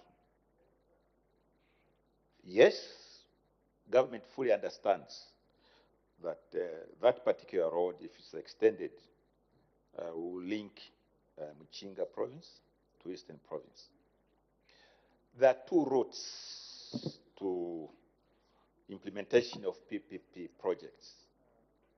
The first one is what we call solicited, where government does a feasibility study, and on the basis of that, then invites, solicits for bids. But our experience, Madam Speaker, is that the quickest way to implement PPP projects is via unsolicited bids, where those that are interested undertake the feasibility study and identify the road or the facility that they want to be involved in. Where roads like this are involved, we urge members of parliament and any interested party to help in identifying those that may be interested. And if they are there, these private party companies, my ministry, Honorable Madam Speaker, will do everything to facilitate. However, in terms of linking Muchinga province to Eastern province, the one area that we are concentrating on and trying to invite people to put in bids is the one from Matumbo through Luangwa River to Chama and through Chama to Lundazi. Again, if that is done, that would link those two provinces and create a shortcut. However, if the Honorable Member for, indeed, you are right, if the Honorable Member for Shwangandu and indeed the Honorable Member for Mpika can help us, we are one government, which includes yourselves. If there are any people that might be interested in this, please advise them to feel free to come and speak to us, put in unsolicited bid on this particular road, and we would take it further. Thank you, Madam Speaker. Thank you. It's a constituency-based question. So, Honorable Member for Honorable Member from Mpika first. Do you have any other question? Okay. Since the Honorable Member for Mpika is not asking, I'll give a last opportunity to the Honorable Member for Kankoyo to ask. But remember, it's a road in Nabwalia, Mpika Nabwalia Road. May proceed. I thank you very much, Madam Speaker. Madam Speaker, in the last 2 weeks, I've seen an outbreak of adverts for roads across the country. One of them is the rehabilitation of a 30-kilometer Batoka road. We also have a 250 Tuta roads being advertised for maintenance, for rebuilding. A lot of PPCs are being signed, and the next one is the Mufira Mkambo road to be signed before the end of next week. So, is the minister considering, as they are advertising, to add a bit of more funds to that road so that even the people in Mpika can feel the way the people in Mufira are feeling right now that you are coming to sign the PP? I thank you, Madam Speaker. Oh, really overstretching. The Honorable Minister of Infrastructure, Housing and Urban Development. Thank you, Madam Speaker, and I thank the Honorable Member for Kankoyo, Honorable Mabeta. Is this not what we meant when we said Bali will fix it? This is what we are doing. Indeed, the members that are on that particular road, that is Kankoyo, Mufulira, Kantanshi, Chifubu, I think, ensure that we are together on Monday in Mufulira. Thank you very much. I think we need to move on. Next question, the Honorable Member for Kabwe Central. Thank you, Madam Speaker. Question 97. The Honorable Minister of Infrastructure, Housing and Urban Development. Thank you, Madam Speaker. The Honorable Member for Kabwe Central, Honorable Halwindi, is asking 5 questions to this ministry. A, why the construction of the Drug Enforcement Commission offices in Kabwe district has stalled. B, when the project will resume. C, what the total cost of the project is. D, how much money was paid to the contractor as of June 2023. And E, what the time frame for the completion of the project is. Answer to A, the construction of the Drug Enforcement Commission offices in Kabwe district stalled due to inadequate funds. B, the project will resume in the first quarter of 2024. C, the contract sum of the project signed in 2013 was 10,249,875 kwacha 54 ngwe. However, this total cost is likely to change after works are re-tendered because of the lapse of time. D, as of June 2023, the contractor was paid a sum of 5,014,884 kwacha 5 ngwe.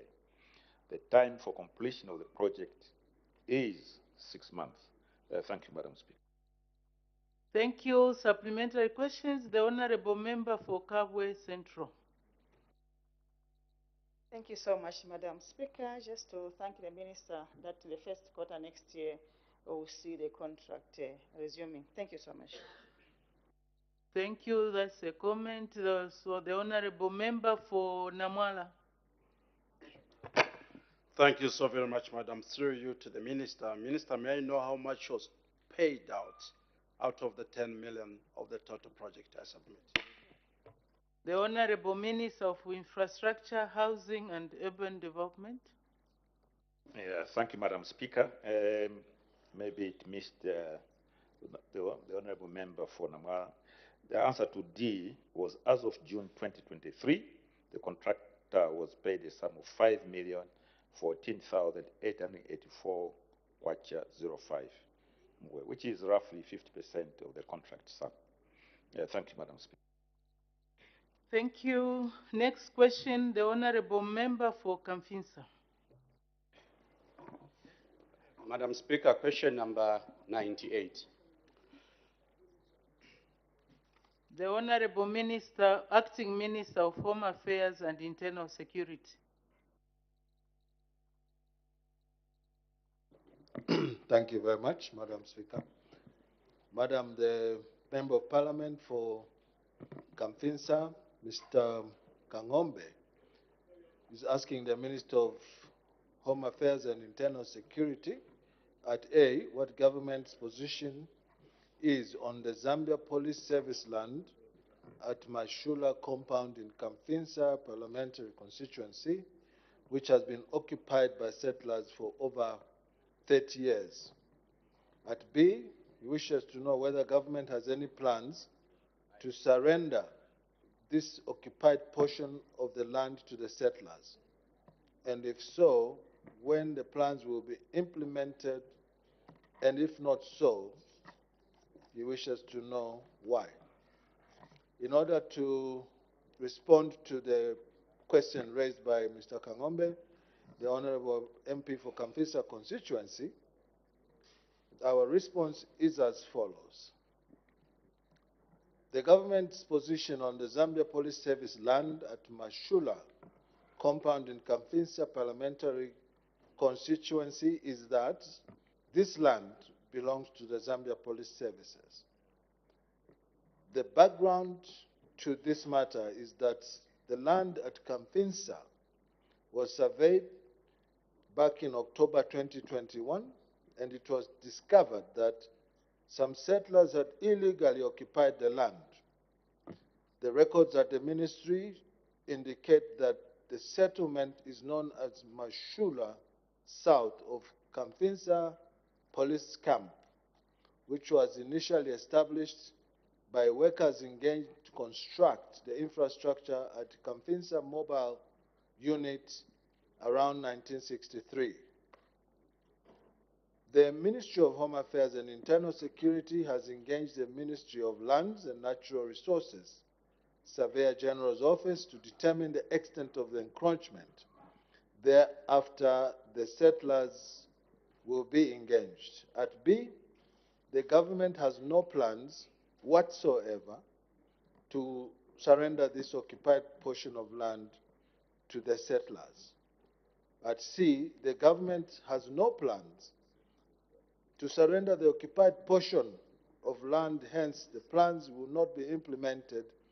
And at D, the government has used for this land as the activities of the police training facility continue to increase. Madam Speaker, I thank you. Thank you. Supplementary questions. The Honorable Member for Kamfinsa. Thank you very much, Madam Speaker. Madam Speaker, may I take this opportunity to indicate, first of all, with your indulgence, to the Acting Minister of Home Affairs, that the level of development that we are looking at currently, which has been occupied by the residents, is such that the police would actually have no use for the land, because the land is actually overrun. There are permanent structures that have been built, Madam Speaker, and also for the benefit of the Minister, we've actually invested quite a lot of money in terms of constituency development fund, in terms of health facilities, in terms of education facilities, and obviously our people are excited in anticipation that government will consider allowing them to have ownership documents. My follow-up question, my first follow-up question to the Minister. Minister, are you considering undertaking a visit, not the technocrats that we sent on site, but obviously the head of the ministry, to go and appreciate the level of development in the area in question, so that as you decide on what needs to be done, Minister, you will be able to be guided by what you will be able to see. That will be my first follow-up question, Madam Speaker. Thank you. The Honorable Acting Minister of Home Affairs and Internal Security. Madam Speaker, as I indicated in my maiden answer, surveys has been done to this particular piece of land, and the ministry, including the minister, that is substantive, is fully aware about the circumstances of the illegal settlement that has occurred over many decades. And so the issue of the minister going to have a deeper appreciation of the problem that has been caused by this encroachment is a necessary step to take in order for him to get a deeper appreciation of the problem that is at hand. However, I could not commit him, although I'm in agreement and there's no contest that the benevolent thing to do is to go and appreciate the problem that is on the ground. Having said so, it does not change too much, Madam Speaker, regarding the answer that I've given in my maiden answer, because this sits right in the heart of the ministry that I substantively run, that back in the colonial days, Madam Speaker, planning was done for these cities that will grow and outgrow us. And the lands that were, portions of land that were apportioned to these institutions, not just the Kamfinsa, was done in such a manner that there was anticipation of growth of these institutions. The example that I can give, Madam Speaker, in order for my colleague, the Member of Parliament, to appreciate my answer, is that of the national, the NRDC here, which was encroached by political cadres in then the MMD party's reign, and then perfected by the time the PF came, and has left the institution bare without any room for expansion and the optimum utilization of the purpose for which it was established. I thank you, Madam Speaker. Thank you. The Honorable Member for you. Thank you, Madam Speaker. Honorable Minister, considering the investment so far that has been made in this area, as alluded to by the sitting Member of Parliament, including the investment of constituents fund in this area. Since you have said government has no intention to surrender this land to the settlers, what will happen to government infrastructure that has already been built there, and any intention to compensate these people with alternative land where they can go and settle, since we are a listening government? Thank you. The Honorable Acting Minister of Home Affairs and Internal Security. It is not our intention, Madam Speaker, to unsettle the already unsettled community in Campinsa. However, the MP, my colleague and friend who asked this question, must also flip the coin and make a determination which one would be cheaper, to relocate the entire police training college at Campinsa with all the existing infrastructure which was set up a long, long time ago, or to consider relocating the people who have been crunched in that particular piece of land.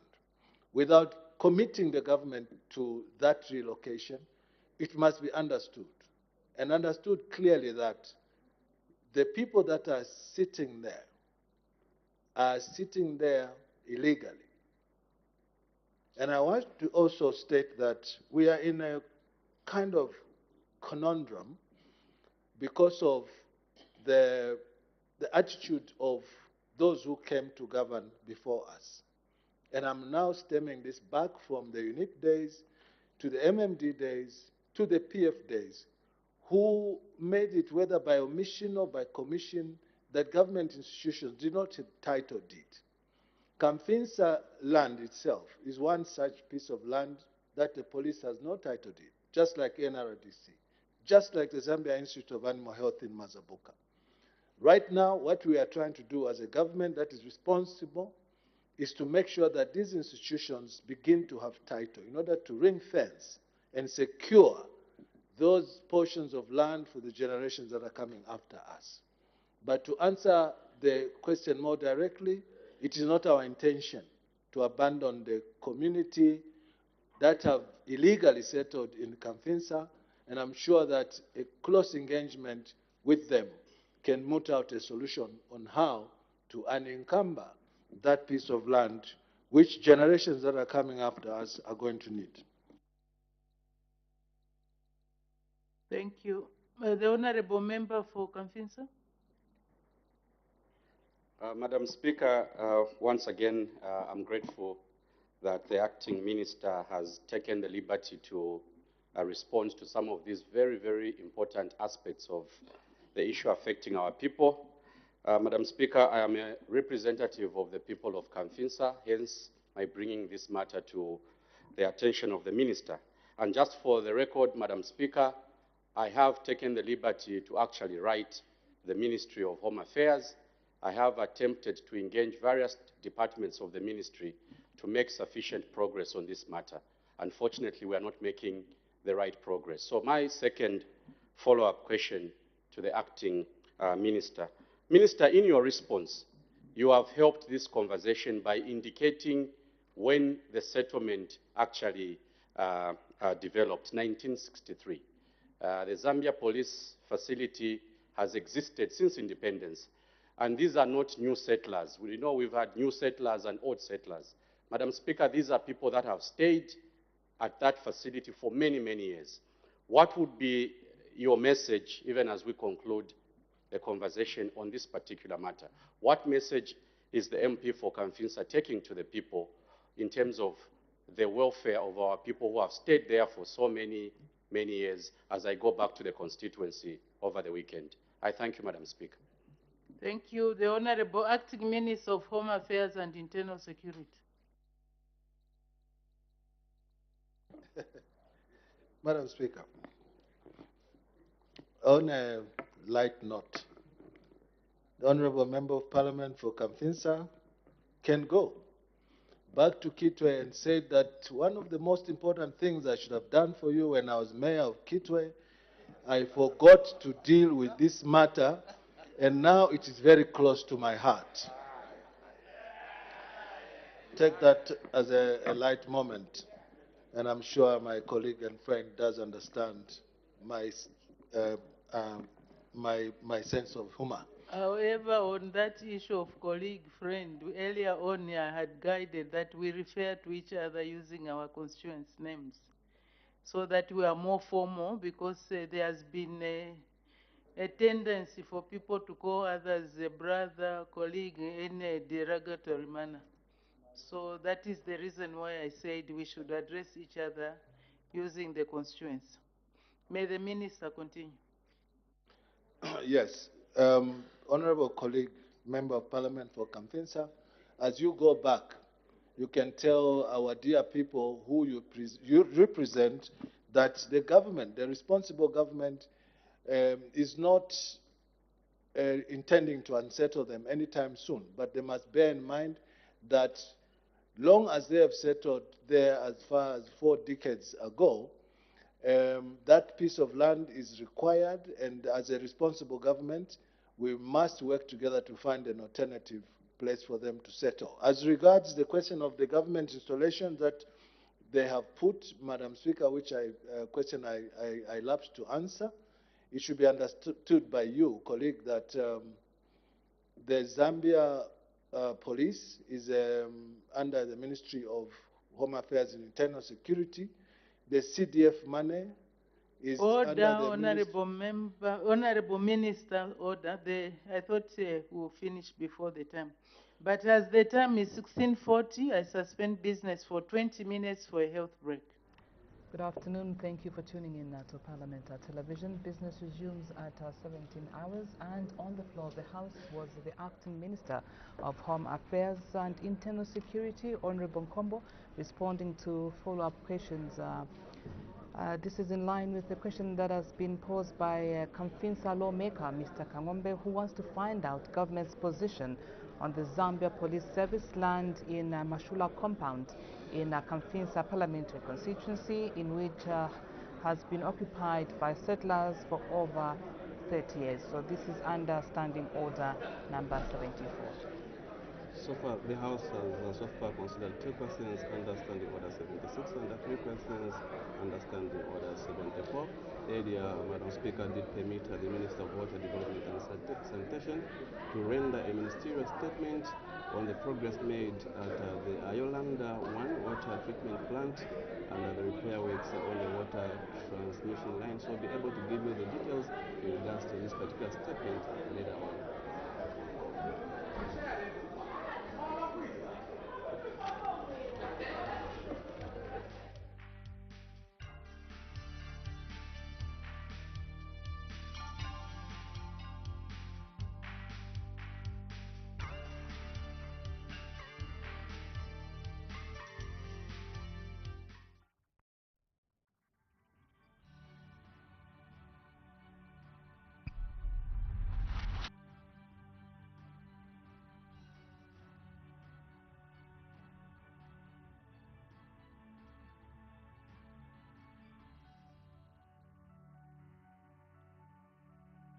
I'm Francis Robert Kapyanga, aged 35.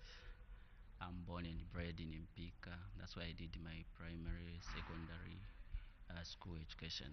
Yeah, so briefly, I'm Francis Robert Kapyanga. I'm also a married man, a villager from Mpika.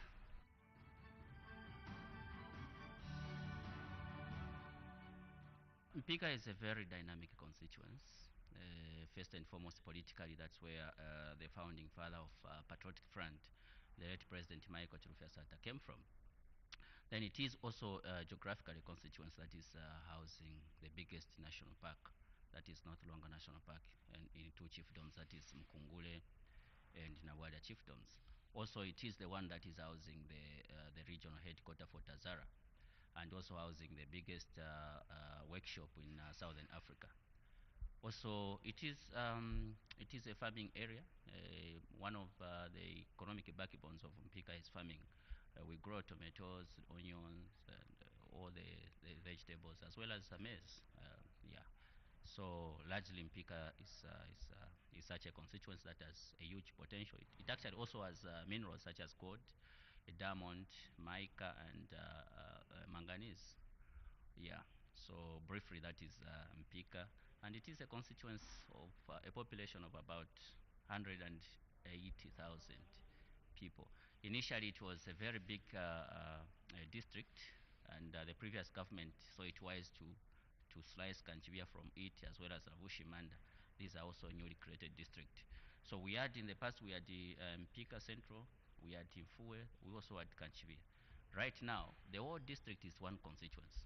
Yeah, because Mpika, Mfue was taken to Lavushi Manda because Lavushi Manda was a district without a constituency status, so they saw it was to take Mfue to Lavushi Manda, and Mpika district as a whole remained as one constituency. So currently we are saying it's Mpika constituency. There is nothing like Mpika Central, Mfue, yeah. So that is about, briefly about Mpika. And what is important to take note of is that the poverty level is very high, more especially that Tazara is not doing fine. You know, when Tazara was Tazara, we would have Tazara employing about 3,000 people just in the workshop. Right now, we only have about 600 workers in the workshop. So that means the youths are not getting employed. Even when Tazara workers get paid, that impact is not felt by the people of money being in circulation.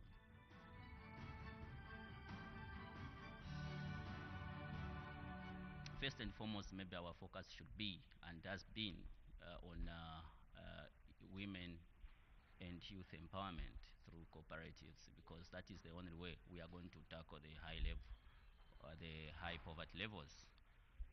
We want to empower women. First and foremost, we need to give them skills. If it's skills in tailoring, after they graduate, we make a cooperative for them, then buy them same machines and the materials for them to have where to start from. With the coming of the increased CDF, which is 25.7, we are very optimistic that we are going to empower women and youths in that area. Those that have skills in carpentry and joinery, we give them materials and equipment.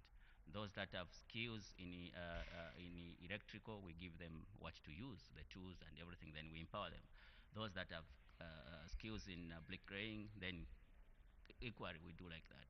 So first and foremost, we want to focus on women and youth empowerment, then also look at the, of course, lobby for roads, more especially township roads in Kamwanya, Chiturika, and the other areas. Also, also the issue of we also want to ensure that we focus on the issue of early child marriages in Mpika is very high, and we have teamed up with their Royal Highnesses, our chiefs, to ensure that we fight the scourge with the vigor it deserves, because we know to say if today we allow parents to marry off their children at a tender age, we are not going to have Mtale na Lumango in the future, the Inonge winner in the future. So we want to fight the scourge so that the next member of parliament should be a female from within Mpika. But if we allow parents to marry them off, we are not going to have a female member of parliament, because each and every child would have been married off. And we want to ensure that those that actually getting involved in those acts are punished by the law and the traditional council of our chiefdoms. So that is also one of our focus areas. We also want to ensure that there is water everywhere. I'll give you an example. There is an area called Mwamfushi. That is where they pump water from, which the whole district consumes. But you'll be surprised to find that the same area where water is coming from, they do not have access to tapped water.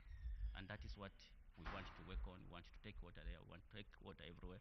Of course, there is a project already which is running, and we have already started rolling out the pipes in all the areas.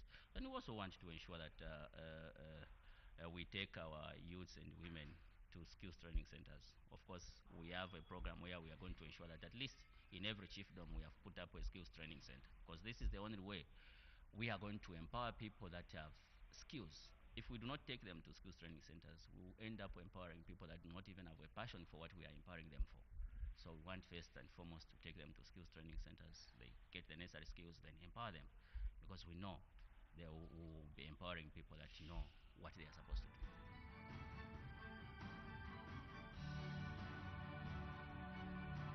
Well, I should remind everyone that time for politicking is over. Now, the only time we have now is for development. I do not have any thirst for politics. I have thirst for development. I have to make an impact. I have to leave a legacy as a young person that has been elected for the first time in history, elected as a member of parliament from Pika. I have to, my people should help me achieve my goals. Like, we want to put up a secondary school there for the deaf, for the whole province, Mchinga province. It should be in Pika. That's what I'm working on right now. So our people should support us, and they should not, they should avoid the temptation of being dragged into politics. Now is where they need to bring ideas on the table on how we are going to develop our area, which has been lagging behind. We need to push for the municipal status of Mpika. We have everything. We have all the facilities that are needed for us to attain that status. But currently, we do not have that status, and it is on my table right now. We are pushing it. So my people should be there to ensure that they support me as their member of parliament, and ensure that we work together with the government of the day. Me, I'm a government officer, and I've sworn allegiance to the President of the Republic of Zambia, regardless of who is there today. And yeah, so we need to work together, lobby development together from government. So members of my constituents need to support me, need to support development, need to support all that matters in terms of how we take Mpika to greater heights.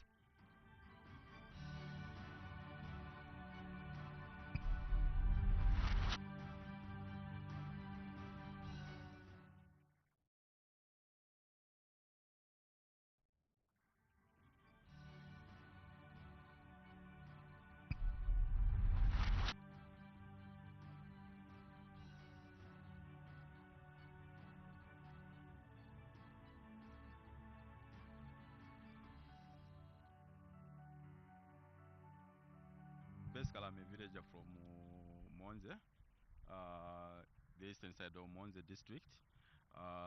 This is my second term as a member of parliament, serving the good people of Momba constituency.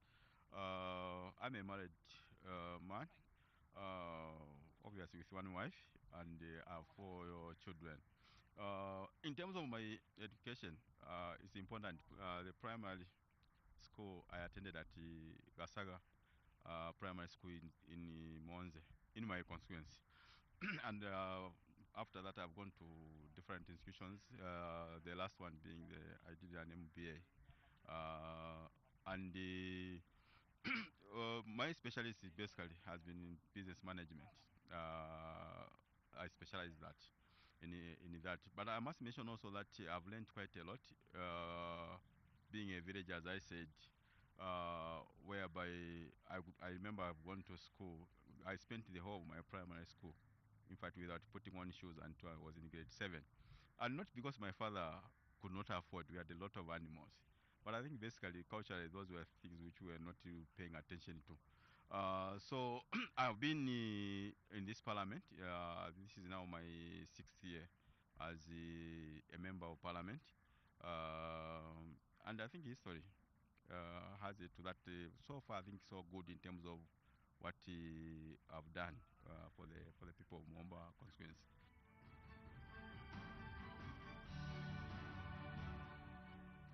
So Momba constituency is the purely rural constituency. Eastern side of Monze district. In fact, let me say just from the northwestern all the way to the eastern side of Monze district. My neighbors are Bwenga constituency, Monze Central, Magoye, and Gwembe. So predominantly rural constituency. My people are mainly in agriculture. We do rear animals and farming. We play a key role in feeding Monze district and other parts of the country. In terms of the population, we should be standing around, I think, 40,000 now. As you are aware, we are going to do another census in this year, in fact, in August. So that I think will give us the good numbers.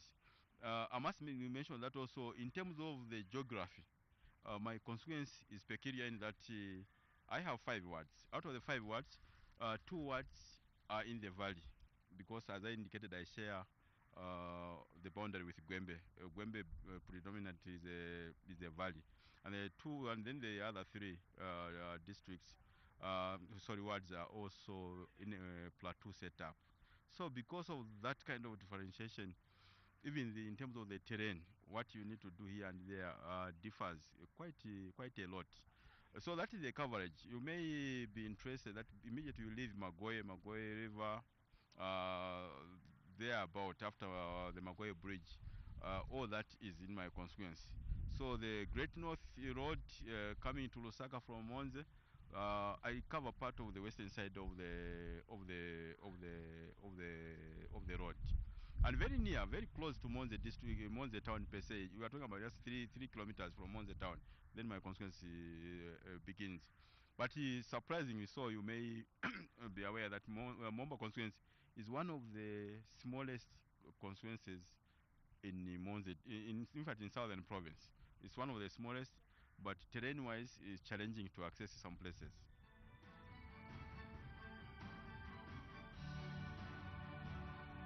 For Momba constituency, I want to look at, in terms of the priorities, what are our key challenges as a constituency? First and foremost, we are looking at the availability of water, both for human beings, that is clean and safe water to drink for people, and both for the animals, and that for me has always been my priority. I've said it, and I want by the time maybe I hammer 2026, God willing, I should have a situation whereby almost each and every village, where villages should have a bore. Currently, that is not the case. We still have a lot of our mothers walking long distances in search of water. The same goes with our animals. If you come to Momba constituency, you'll find that we don't have any river, which we call them perennial rivers, which has water throughout. We don't have that.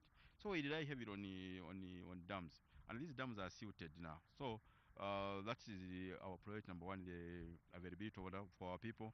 And also the road network is nothing to talk about. The roads are quite very, very bad. The schools also. We have quite a number of good schools, but I want also to ensure that some of the community schools we have are upgraded to government school. We don't have desks. Most of the classrooms are no desks. So I can go on and on, but these are the key challenges which is facing us. In developmental-wise, we are still a bit of backward, and now with the increment in terms of the CDF, in fact, makes me to relax a bit in terms of I will have the resources. The challenge now which I have is to work closely with the council to ensure that development is taken closer to the people.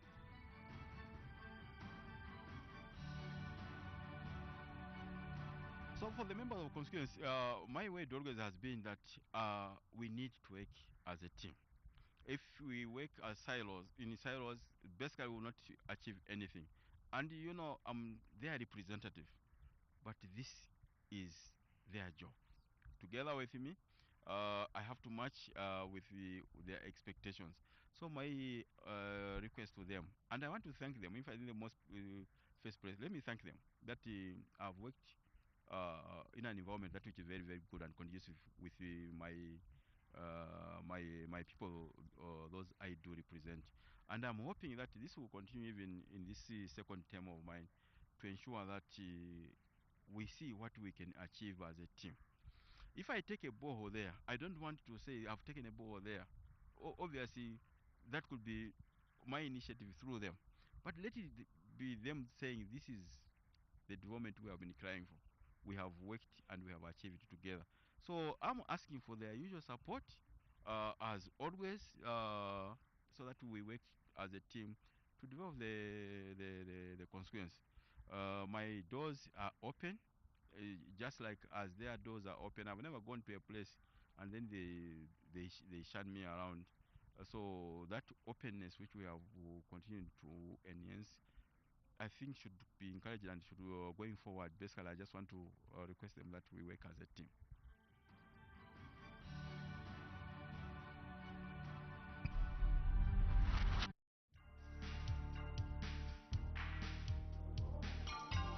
Welcome back. Thank you for joining us. Our business resumes in a few minutes from now. And just before the break, the House was considering question 98, understanding order number 74.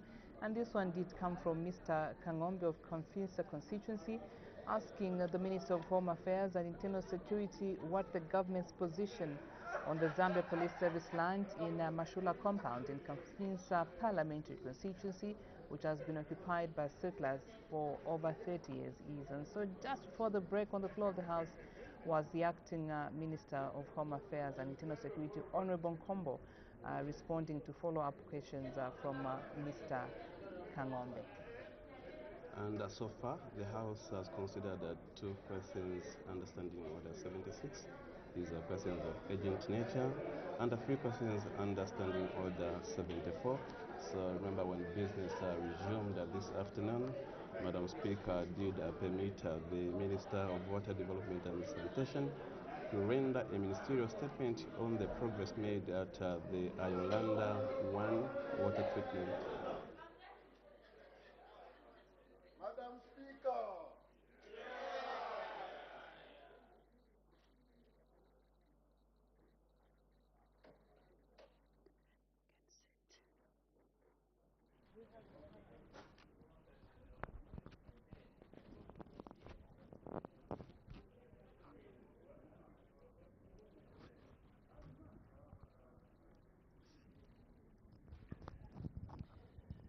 And so Madam Speaker has just walked into the chamber and has taken a seat. Any time from now, we do expect business to resume as soon as the quorum is constituted. 1/3 of members of parliament need to be present in the House in order for business to be transacted. And so the House, considering questions for oral answer, understanding order number 74, and they're actually looking at the last question, which is question number 98.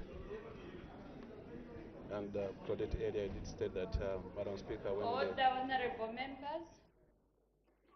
When business was suspended, the House was considering question number 98 on the order paper asked by the Honorable Member for Kamfinsa and the Honorable Acting Minister of Home Affairs and Internal Security was answering a follow-up question raised by the Honorable Member for Kamfinsa.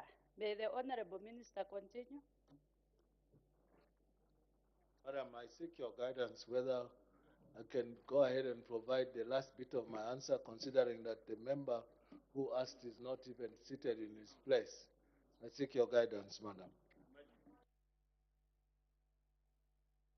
So you may proceed. I was terminating by saying that this problem at Kamfinsa has been there and ignored by 6 successive presidents, from the First Republic up to the 6th president. And now the people of Kamfinsa must know that they are now under a responsible government who is going to make their status more certain than ever before. Because like I said, we are in the process of acquiring the title deed for the said piece of land. And that is not to say we are going to abandon these people. These people must be looked after, and the government is going to have to find a solution, because that is one of the primary responsibilities of any government, to make sure that the citizens are settled. Thank you. I think the allocation for the Honorable Member for Kamfinsa were covered, and this is a constituency based. We shall make progress. The clerk will now read the order of the day. Supply motion of 29th September, resumption of debate. When the House adjourned yesterday, Wednesday, 11th October 2023, the House was considering the motion moved by the Honorable Minister of Finance and National Planning that the House do now resolve into Committee of Supply on the estimates of revenue and expenditure for the year 1st January 2024 to 31st December 2024, together with the annual borrowing plan presented to the National Assembly in September 2023. Any further debate? The Honorable Member for Wengwa. Madam Speaker, thank you very much for giving me this opportunity to debate the 2024 budget, which was presented by the Minister of Finance. Yeah, on the theme. Order the Honorable Member for Wengwa. There seem to be some arguments. Order, Honorable Member. Do we have the records, the clerk? They're debating the Pardon?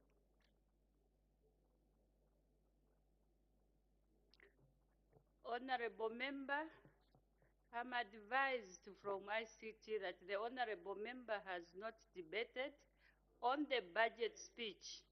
Let's not confuse the two, the presidential speech and the budget speech. The Honorable Member for Wengwa. Madam Speaker, thank you very much for your kind response and for your kind advice to some of the members who don't usually follow the proceedings properly. And you know, mental capacity, madam, is a challenge here in this country. Madam Speaker. Honorable Member for Wengwa, please just go straight to the debate. Thank you very much, Madam Speaker. Without wasting much time.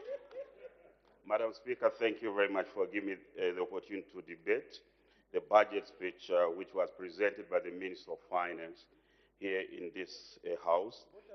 Madam Speaker, you know, this budget is very, very inspiring for the people of Zambia and the people, in particular also for the people of Wengwa constituents. Because of the Monzeniko Road, we are very much excited that the Monzeniko Road is going to be worked on. In the same budget, Honorable Madam Speaker. Order, Honorable Member. There is an indication for a point of order. However, Honorable Member, just to guide the House, the debates have to flow because people are listening. So if we keep on interjecting, the people who are listening to us, including ourselves, we won't get much of what is being debated about. So let's listen the points of order so that the debates can flow. The Honorable Member for Pambashi, what is your point of order? Thank you, Madam Speaker. Madam Speaker, I wish to apologize to my brother from Wengwa constituents for disturbing the flow of his thought. Madam Speaker, I've been in this parliament. This is my 13th year. And ministers who are appointed by the president carry and fly the flags for and on behalf of the Zambian people. And ministers must be the bearer of unification of the country around the 10 provinces. Madam Speaker, when I saw the article in the Daily Nations attributed to Minister for Education, I first rushed to the Committee for Education and I listened to the verbatim. And that was broadcasted live on Parliament Radio.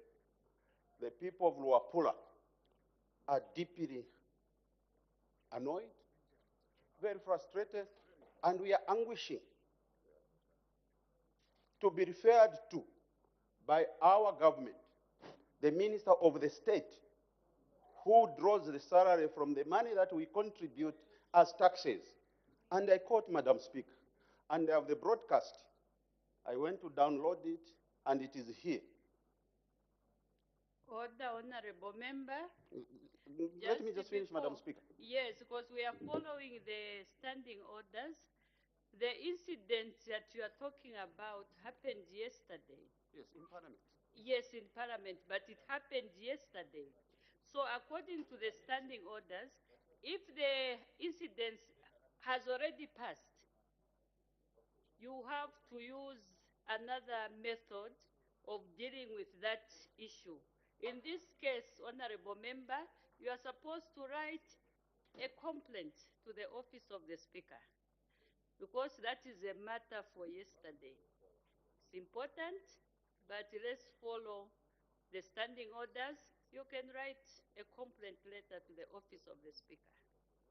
Thank you. The Honorable Member for Wengwa, you may continue. Madam Speaker, thank you very much. Madam Speaker, I was trying to say that this budget is very inspiring. Madam Speaker, if you look at the way Zambia has become a construction site, including the stronghold for PF, every person, especially those people who voted for us, we people here in this house, are very excited about this budget because of the free education which has been introduced. Then the other issue, Madam Speaker, the other issue whereby people right now in our constituencies, those who voted for us, there is money for them, there is women empowerment, there is also a youth empowerment. People are excited and people are no longer paying for their children going to school. People are going for free of charge.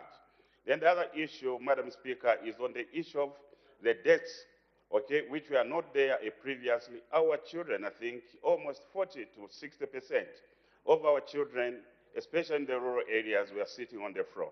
Now, because of the increased CDF, we are seeing our children, our pupils now sitting on the desks. This is a very big milestone, Madam Speaker.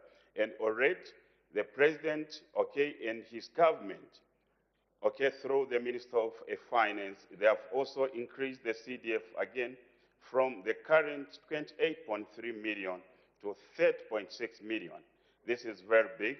This is a very huge achievement. Madam Speaker, we never used to see all these things in the previous regime. And people of Zambia right now are very happy and are very much excited about the budget because now money is going into rural areas. Our rural areas were heavily neglected, and we were only concentrating to bring development in areas like Lusaka. This is all what the previous government was concentrated on, forgetting about that Zambia is very big enough, and people even in the rural areas need a development. Then the other issue, Madam Speaker, it's on the issue of, meal meal. We do understand quite all right that that challenge is that challenge is there, and it needs urgent attention. And there are a lot of factors which have led to the increase, okay, in the price of meal meal.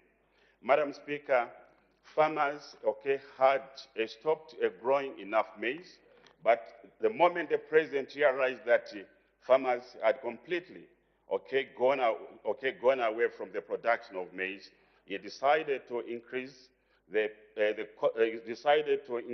price of a 50 kg bag of maize, so that we can motivate a number of farmers to produce more maize.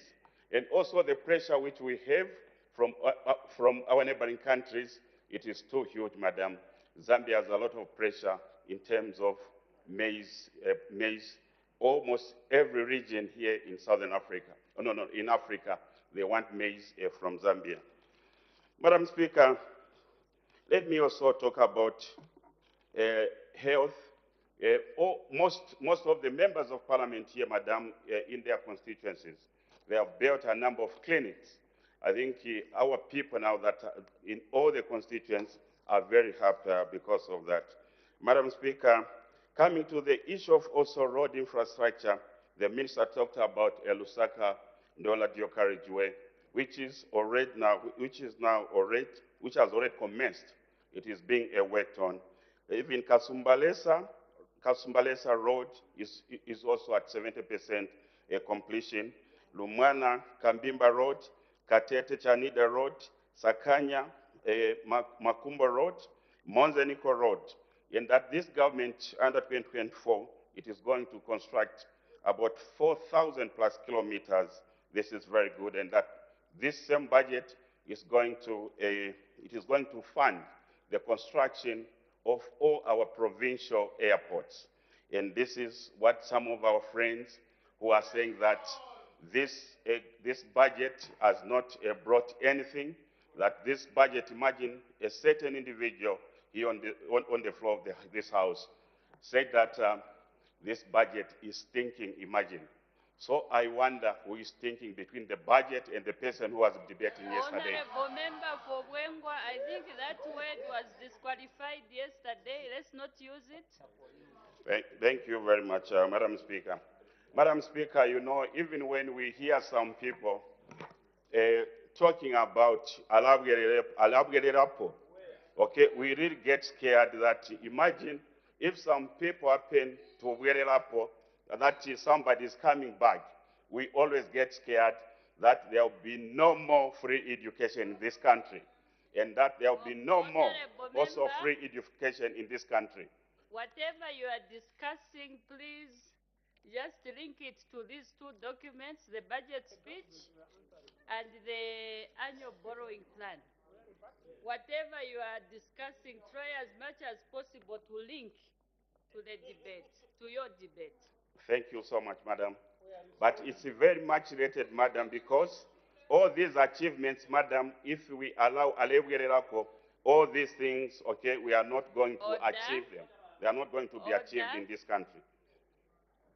Honorable members, please let us take note of whatever is being said so that we can rebut. Now, if we keep on now interjecting, we are also not being fair to the people that are watching. Because it's like now a battle between the two, but we are forgetting our people out there who are trying as much as possible just to listen to the budget debate. I think I'll allow the honorable member for Petauke Central to raise his point of order. I think he was the first one. I had just been telling him to hold on. The honorable member for Petauke Central, what is your point of order? Thank you, Madam Speaker. Madam Speaker, I'm raising this matter on decorum of the House. Continue, honorable member. Just cite the standing order and the breach that has been committed. Thank you, Madam Speaker. It's 204.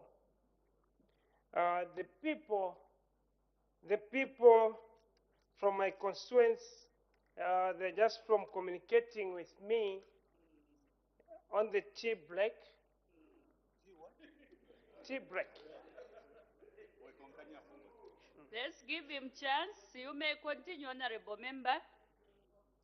Let's not waste time, honorable member. Are you ready for your point of order?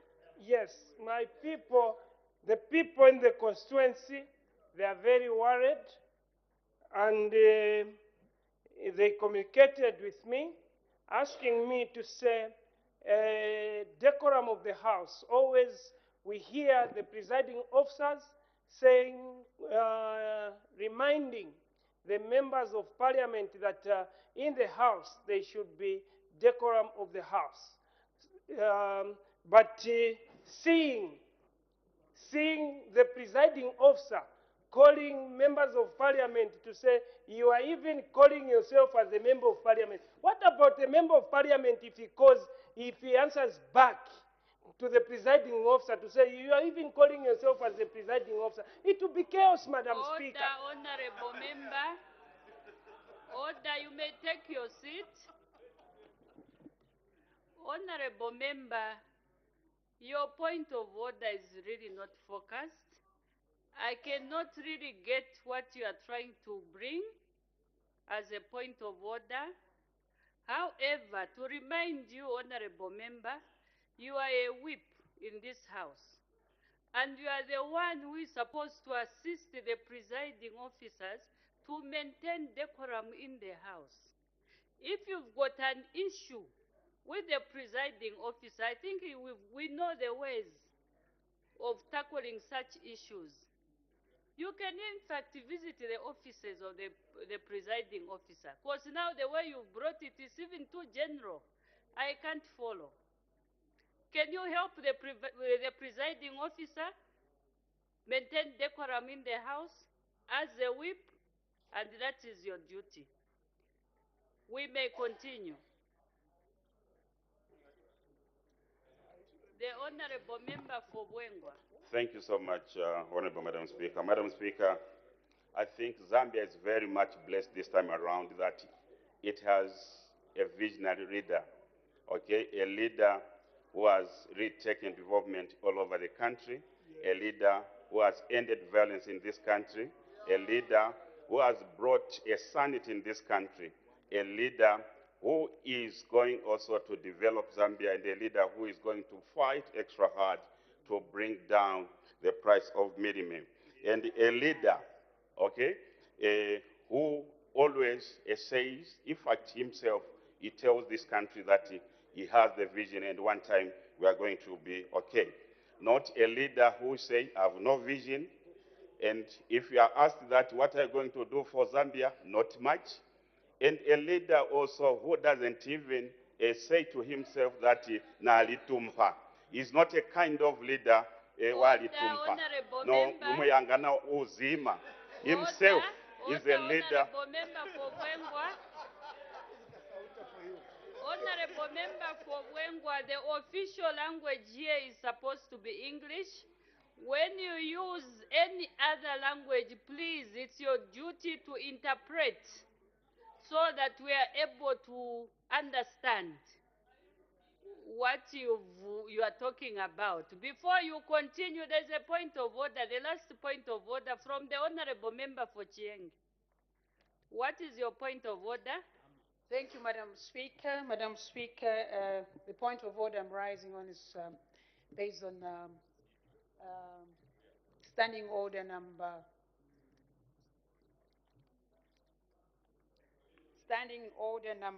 65, 1B.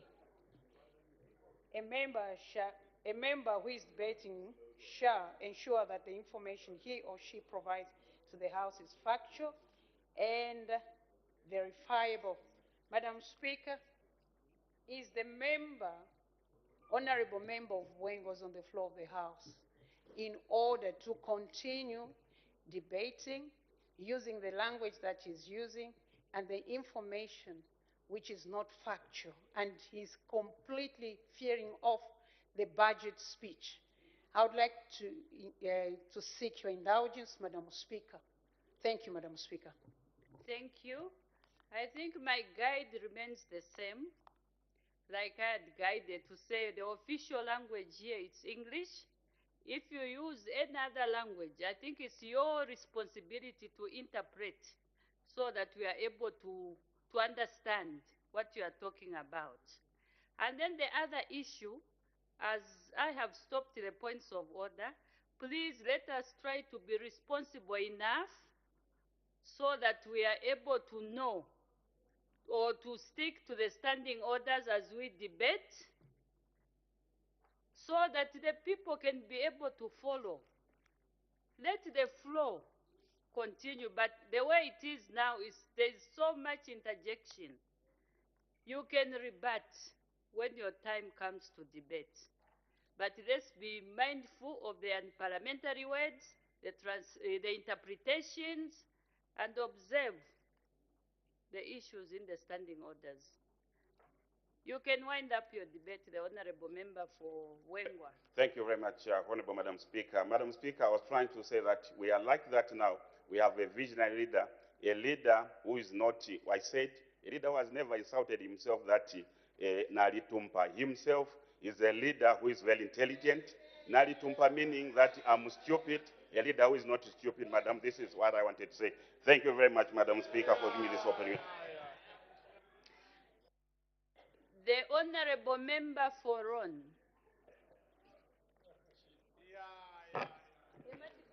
Thank you very much, Madam Speaker, for allowing the good people of Ron constituency to add the voice on the debate of the budget that was presented by the Minister of Finance.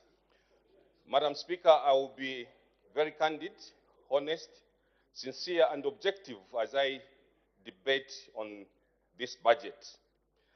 Madam Speaker, I'll go straight away to paragraph 3, where the Minister actually said, and I quote, "Since coming into office just 2 years ago, our administration has achieved excellent progress in changing the social and economic landscape of our country." I'll jump to paragraph 5, Madam, where the Speaker says, "Madam Speaker, in the social sector, we have provided free education." I'll end up there. Madam Speaker, the people of Ron constituency wants to say thank you very much to the New Dawn government for having built that 1x3 classroom block in Chokone area, where since independence, our children, as young as 2 years, were trekking a distance of 5 kilometers to and from going to Kawama to school. Madam Speaker, the people of Mpata Hill, 15 kilometers away from Mpatamato Township, are happy that within the tenure of my office, we have managed through the CDF to build a 1x2 classroom block, electrified with solar power. And today, the children are no longer walking that distance. Madam Speaker, the people of Mansansa West are also glad that the school has been taken closer to them. Madam Speaker, all this has happened because of the social changes that has happened, where the New Dawn government promised to give free education. And we know when you give something for free, you expect a rush. And in this case, pupils and parents withdrew their children from free-paying schools to the government institutions, meaning that the spaces in government schools became limited. And in this case, it is just important, Madam Speaker, that we say thank you for having built those schools. Thank you for having streamlined the ratio of the teacher-pupil ratio, where now pupils are seated on desks, pupils are going to a nearby school. It is just fair, and it is just fair when someone does something good to say thank you. Madam Speaker, I'll also go to the other sector which the Minister mentioned, and this is on page 6, where he mentioned of economic transformation and job creation.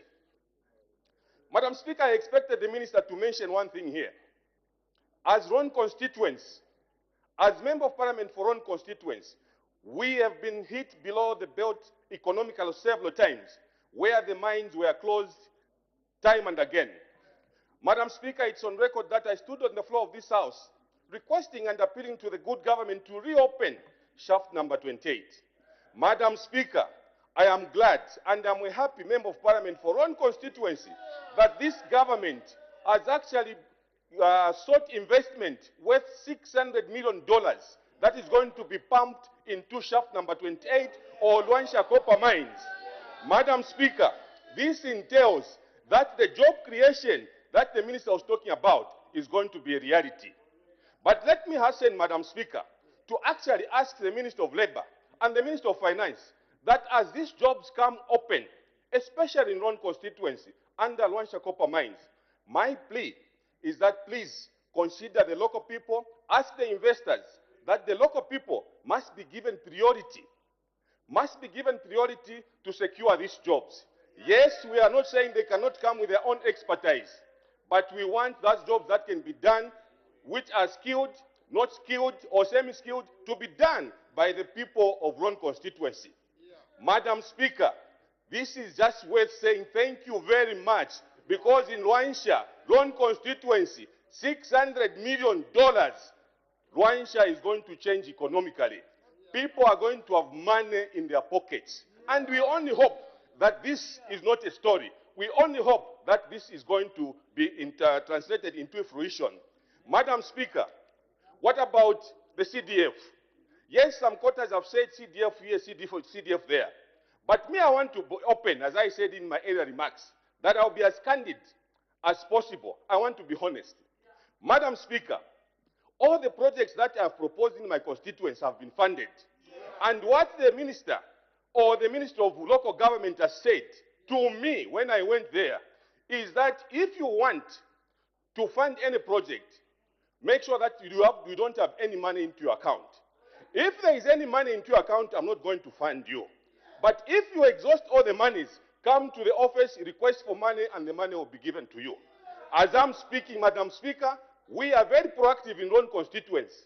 We are doing 2024 projects. For these 2023 projects, all the 26 projects that we had outlined have been funded.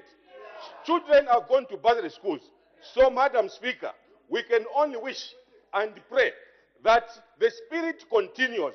And we are aware, Madam Speaker, we are aware that some people might always want to be so negative.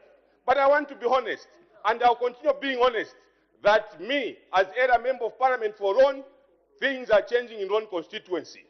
And I hope by 2026, things would have changed, and it will make my comeback to parliament very easy, because I will be able to point somewhere that I built that school, I did that road, I did that bridge through CDF. Madam Speaker, I cannot talk more than this. All I can say is thank you very much for those schools that you have given us. Thank you very much for those roads, great feeder roads that you have given us. And thank you very much for everything. But I want to conclude by saying that it is a reality and it's a fact that the President himself mentioned here, His Excellency, that indeed the cost of living is high and it's difficult. And he promised to work on it. What is wrong with us giving him time to work on it? Us, as one constituency, we are saying out of 10, he has scored 8. Let us give him chance to see if he can score on petrol, if he can score on minimum. Then we'll be a happy person. Madam Speaker, I thank you very much.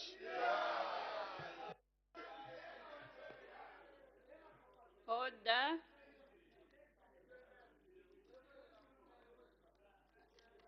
As we debate, honorable members, let's try as much as possible to be factual. Let's also follow, when we are talking about the CDF, let's follow the guidelines that fall under the CDF, which I'm sure you all know. The honorable member for Chama North.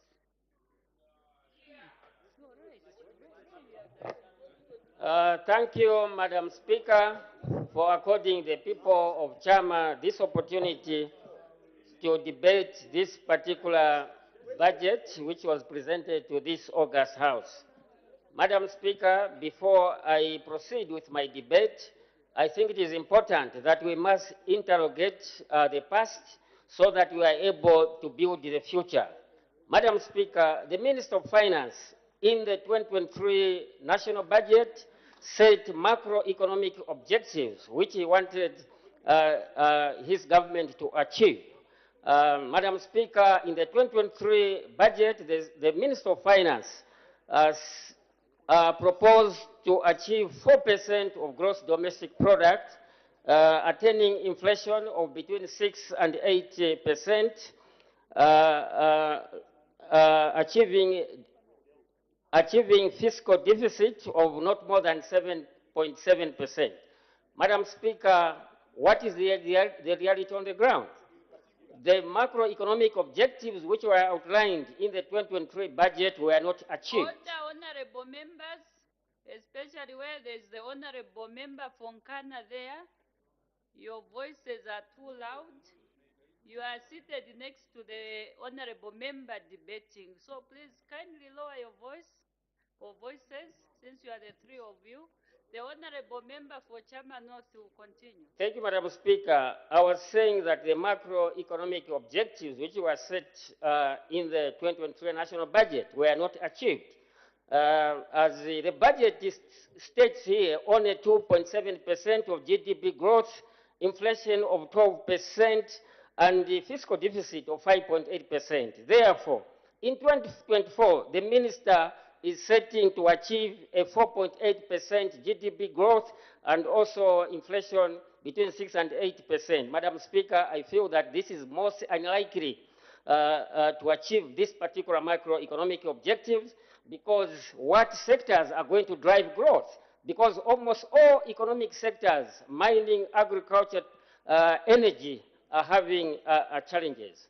Madam Speaker, according to the budget, the minister is saying that, and I quote, that on page 5, that, Madam Speaker, to unlock Zambia's economic potential, we must address constraints facing the economy, especially in the mining, energy, manufacturing, and agricultural sector. This includes low production and productivity, low diversification and industrialization, low private sector investment, low access, low private sector investment, low access to affordable finance, and low citizen participation. Madam Speaker, how does the private sector participate in the growing of this economy when the central bank has increased the monetary policy rate, the central bank has increased the statutory reserve ratio? It means that it will become extremely very difficult for the private sector to flourish in such kind of an economy. Madam Speaker, I go to agriculture. I come from a constituency which is agriculture driven. The majority of our people in rural areas are involved in agricultural activities. It is a fact that 3.6 million Zambians are small-scale farmers. But how our small-scale farmers are performing, Madam Speaker? If you look at the Farmer Input Support Program, when PF came into government, they found that there were about 700 beneficiaries under the Farmer Input Support Program. But they raised the figure to more than 1 million beneficiaries under the Farmer Input Support Program. That was an effective tool to fight poverty and make sure that we safeguard food security. The UPND government, unfortunately, have maintained the same number of beneficiaries at 1,024,000. At the same time, the government has encouraged people to form more cooperatives. So it means that even in 2024, people will be sharing fertilizer in Medas. So this is a serious matter, Madam Speaker. We must realize that actually, if you look at the small-scale farmers, the small-scale farmers grow a lot of food for our country. We expected the government at least to increase the number of beneficiaries so that we are able to safeguard food security. The high cost of bean meal, Madam Speaker, should not be underplayed. Last time I said that people now, the majority of Zambians are not able to buy a bag of meal. I said that on the copper belt, some people were telling me that actually now we are buying meal on lay-by. Lay-by means that people are not able to buy meal at a go. They'll pay 50 kwacha, maybe the following day they pay 100 kwacha. That's the situation which we are as a country. So I think my appeal to this government that it is important that we must ensure that the price of meal actually is brought to manageable levels. Madam Speaker, the issue of credit window. Yeah, people have been asking us in constituencies that what is this credit window? This credit window, I'm a member of the Agriculture Committee.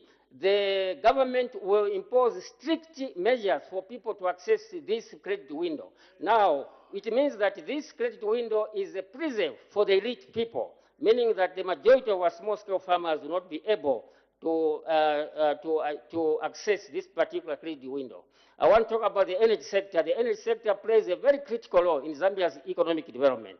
I've not seen any corresponding investment in the energy sector to increase power generation in this country, especially that we want to attain 3 million production of copper by 2030. In the budget, the minister is talking about the private sector investment in power generation. Let's be very careful that even the MMD government drove on the same platform to say we want to bring private sector investment in the power generation, but those investors never came.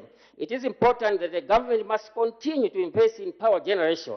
The PF government developed the Kafue Gorge Lower Hydropower Project with installed generation capacity of 750 megawatts, a major power generation investment in more than 46 years.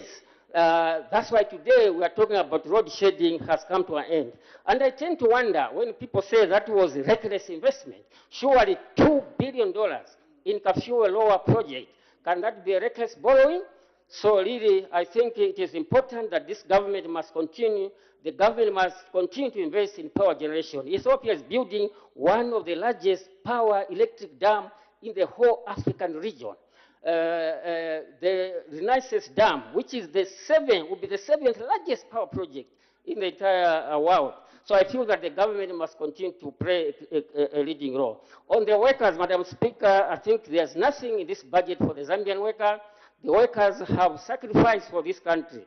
The increase in the threshold from 4,800 to 5,100 is a mockery. Is a mockery to the workers looking at the high cost of living. The workers are being subjected. The workers of this country have continued to sacrifice from independence. I think it is important that the workers of this country must be respected and be given what rightly belongs to the Zambian workers. Workers have sacrificed during the MMD government, during the wage freeze. We have continued to sacrifice. So why should the Zambian workers continue to sacrifice without any allocation in the budget to promote the interests of the workers? The PF government increased salaries by more than 200% when they came into government.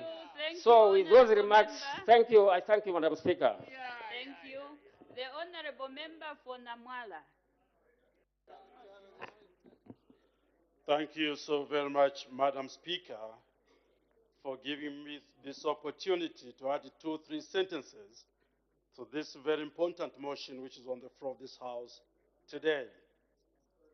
Madam Speaker, allow me to look at the education sector this evening. Madam Speaker, it's on the face of everyone that the allocation of the 27.5 billion kwacha in the education sector is unprecedented. It's historical. When you look at the Zambian history, ever, this is the first time that the government of this republic has performed such an act. Madam Speaker, it's very important that today we all take it that the allocation of this amount was done because the European government, so the New Dawn government, takes education seriously, and that education is actually the engine of any development in any country, Madam Speaker, the allocation itself talks volumes. And this is a sign that the New Dawn government has actually made the issue of free education here to stay for the people of Zambia, and that we are going to continue enjoying this facility as long as this New Dawn government continues being at the helm or the helm of governance of this country. Madam Speaker, it's very important also to look at the feeding program which the New Dawn government has actually provided. We have seen the amounts moving from the 37 million to 111 million towards the same project. And this is a project or a program, Madam Speaker, which will enable our children who used to move or still move 5 kilometers and above to access primary education to be assured of a meal every day. And the allocation, Madam Speaker, has been increased not per se only to provide quality food, but also to ensure that this program covers a couple of schools within the state. Further, Madam Speaker, there's an issue of grants that we have seen. It is actually prima facie that now these grants, Madam Speaker, are not only given to schools, but they are given to schools in time, and that the school authorities are able now to ensure that all the school necessaries towards the management of these schools are met. And this alone, Madam Speaker, will actually motivate our teachers in that they are able to attend meetings or other demands within the period using this same amount that has been allocated and increased, which are grants. Madam Speaker, it's also important to indicate that the skills that were forgotten previously, right now constituencies are able to send their children from respective constituencies to actually go for trainings, for these skill trainings. Talking about Namala, the constituency I represent, Madam Speaker, just this year alone, the constituency was able to send about 687 pupils or students to go and attend these same skills using the CDF. What it means now that, Madam Speaker, even those who never attend education, one, because maybe they lost parents and they didn't have anyone to take them to school, and those who never saw the importance of school when they were growing up, and those who dropped out, the time is still there using the CDF, which actually have been given, and the CDF, which has been increased to proceed and attain these skills so that, in a way, they will either be employed or actually start their own businesses. And this is what we have always been looking for, Madam Speaker. Further, Madam Speaker, because of the CDF and the feeding programs, this alone has made actually some of the schools, particularly in my constituencies, that the number of enrollment has increased. Last week, Madam Speaker, through the depths, Namwala alone, we have actually witnessed an increase from 31,000 pupils to 45,000 pupils. This is because of the CDF, where people now are able to go to school without paying anything. And it's from not paying anything, Madam Speaker, that, like I said before, everyone now is actually allowed, is benefiting from actually this national cake which the new Dawn government has brought forth. Madam Speaker, it is also important to realize that the new Dawn government has increased now the allocation in education because they want to ensure that more teachers are employed. Just that alone, Madam Speaker, it means now the teacher population now will be actually reasonable. And because of the interaction that will happen between the pupil and the teachers, Madam Speaker, that will not only motivate our pupils, but will actually encourage the performance of our pupils because the teacher will have a direct information from every pupil. This alone, Madam Speaker, is important. Madam Speaker, with all what you have said and what is actually covered in the education sector, the CDF, the enrollment that we expect to increase, it will mean now we are supposed to construct more schools, more desks, and this money is available because we have been assured from the time the new Dawn government actually took over. Madam Speaker, it's also important that we indicate today that the issue of decentralization that has always been talked about, the people in our respective constituencies, through the World Development Committees, to the constituent development committees, are able now to choose on what they want done in their respective constituencies. Now aligning it to the education sectors, there are areas in some constituencies, particularly in my constituency, where pupils were actually receiving lessons under trees. That now, because of the money that has been allocated, particularly the increase that has been made, it now makes us happy because we'll be able now, Madam Speaker, to construct more schools, and our children will be able to have lessons in a very conducive atmosphere which we lacked before. Madam Speaker, with these few words, I submit. Thank you. The Honorable Member for Kafulafuta.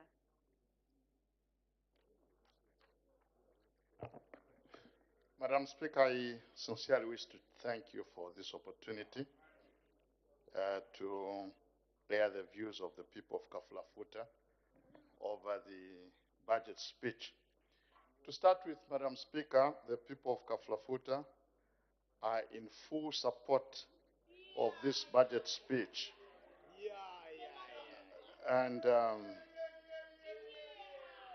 we are so excited about it because the speech is in collaboration with the budgets of the past, the budget of 2021 and 2022. The people of Kafulafuta are also delighted to know that the borrowing rate in this year's budget has gone lower. And we also note that most of the borrowing will be done locally, which is going to avoid us borrowing in US dollar, as it were. So we are very, very delighted, Madam Speaker. Furthermore, we are so excited that the people of Kaflafuta have noticed that the Minister of Finance has recognized the fact that we need to create jobs, hopefully for the youths. And we see that this is a very, very positive move to us as people of Kaflafuta, looking at the fact that the CDF has been a game changer for us. It has totally transformed Kaflafuta. Like the Minister of Finance said, I think in his speech, he said what has been accomplished so far is as good as the whole term of 5 years. I'll give you examples, Madam Speaker.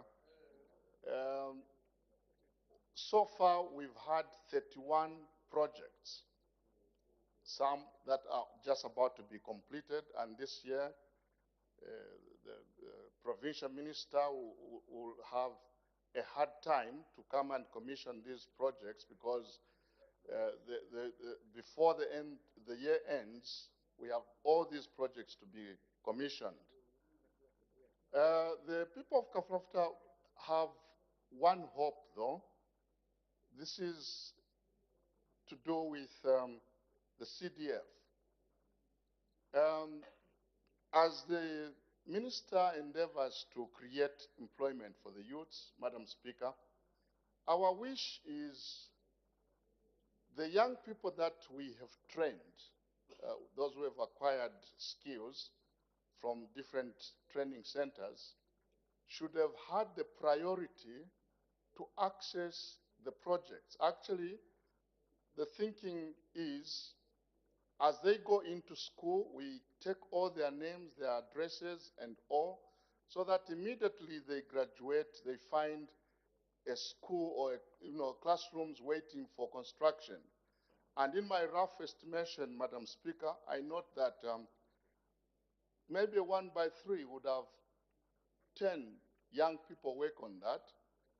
And by 31, we are talking about almost 300 young people who would access the CDF and get employed, get some capital, which is going to kickstart their lives. This is our sincere hope that if we had done this, it was going to silence everybody from the huge number of unemployment. We are also looking at the supply of desks, Madam Speaker. These young people, we have a lot of them who have graduated from these training schools, who could have easily been taken in and given contracts to make desks for our schools.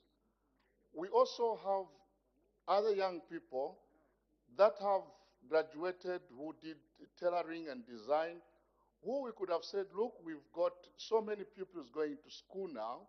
Instead of them buying uniforms from town, we could utilize them, strictly give them assignments to make uniforms for their locations. So we see that overall, if we did what needs to be done, this whole thing will have a different face. So we are very, very hopeful that as we progress, we are going to take note of these youths that are graduating from skills training centers so that we cut on the need of employment. As I go towards my conclusion, Madam Speaker, I can't stop before I address the issue of mealie meal. Madam Speaker, my clock wound back, and I noticed that during the Kaunda days, in the days of UNIPI, mealie meal was still an issue.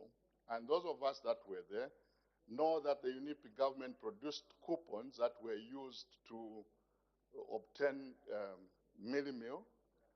When the MMD came into power, we know that we came from a background where essential commodities were very difficult to access. So people may not have noticed a huge difference as long as they had the mealie meal. So when PF came into power, Madam Speaker, we know that at some point farmers complained. I have relations that are farmers. They complained about the low price of maize. I think that must have been 2019, 2020, somewhere there. The floor price for maize was very low, which meant that the price for mealie meal overall was going to be low. Now, we know that farming is a business like any other business. Farmers need to make a profit for whatever they do. So it's just logic that they are given a better deal. And I personally think, Madam Speaker, we have to stand up together, forget about our political affiliations, and deal with this matter of mealie meal, because our people don't eat politics. What they want is, we need to stand and be bold and tell people the truth, because the price for mealie meal will never come down. And I'm not saying this flippantly or in a saucy manner.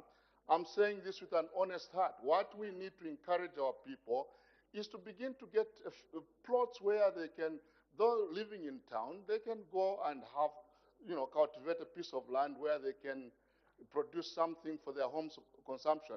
My time is up, Madam Speaker, but I thank you for this opportunity. Thank you. Yeah. Honorable members, I have a list from the PF whip. On my list, there is Honorable for Chama North was debated, the Honorable member from Fue, Chembe, Chawama, Milanzi, and Kantanshi, in that order. And I'll be alternating, including the independents. The Honorable member from Fue. Thank you very much, Madam Speaker. And Madam Speaker, I will not join the Judas Iscariots of our Zambian people who, when our people are suffering and they are going through a lot of challenges, can even come here. Honorable member, let's not bring the Bible. There's no Judas here. Just go straight to the debate, the budget speech. Let's not bring Judas Iscariot here. You may continue. Thank you very much, Madam Speaker. Madam Speaker, it is surprising that some honorable member, even when we have not even approved the 2024 budget, they are busy talking about CDF projects that they are already implementing. And you would wonder, how is it possible that today we are here discussing the budget, some members are already implementing 2024 CDF? I'm wondering. And another member also alluded to the fact that the borrowing has reduced. When last year, Madam Speaker, according to the borrowing plan, government borrowed 78 billion kwacha, and this year the proposal is that they are going to borrow 83 billion kwacha. So I thought that I must mention that before I go into my own debate. And re-emphasize that I will not join the people that will be praising where we need to be advising government to do the right thing so that our people can stop suffering. Enough is enough. And I think this year's budget for me is already a flop. It's a flop because it is showing that even when people are complaining about high cost of living, people are complaining of high mealie meal prices. When I went through the budget, there's no budget line that is showing that those issues will be addressed. So that is already a flop for me. there are indicators that the economic growth will drop, and it will be about 2.7% from 5.2%. So when we are talking to government and when we want to improve, I don't know where people are getting, or I don't know what magic they are going to use for us to see to it that come next year, our people will stop complaining even about basic things such as meal prices, fuel, and all those things that have increased. Also, it is indicated that inflation rate will drop by 10 points. Inflation rate is at 12.2%, Madam Speaker. And I'm wondering, when we are talking about even the theme unlocking economic growth potential, I'm thinking, what magic is government going to use? Madam Speaker, we have a disaster in waiting. There is no baby. And I think the Minister of Green Economy came here on the floor of the House and spoke about a disaster that is in waiting. I have not seen anything in the budget that will address that issue. Are we waiting for that disaster to happen for us to come and start looking for money and running around? Isn't it the time that we are supposed to put and ensure that we budget for such things so that we can alleviate the suffering of our people? Honorable Madam Member, Speaker, the other point that... Sorry to interrupt. Please be mindful that the specifics of the budget are contained in the Yellow Book, which will come later. So just keep that into consideration as you are debating. You won't see everything in this budget. You may continue, Honorable Member. Thank you, Madam Speaker, and I'm aware. I'm just referring to some of the sentiments that are in the budget, Madam Speaker. Thank you so much.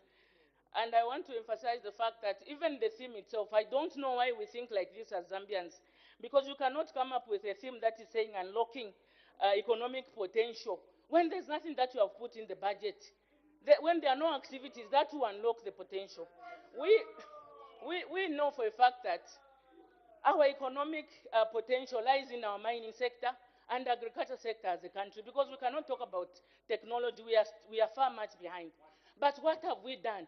What have we put in our budget so that economic potential that you are talking about can be unlocked?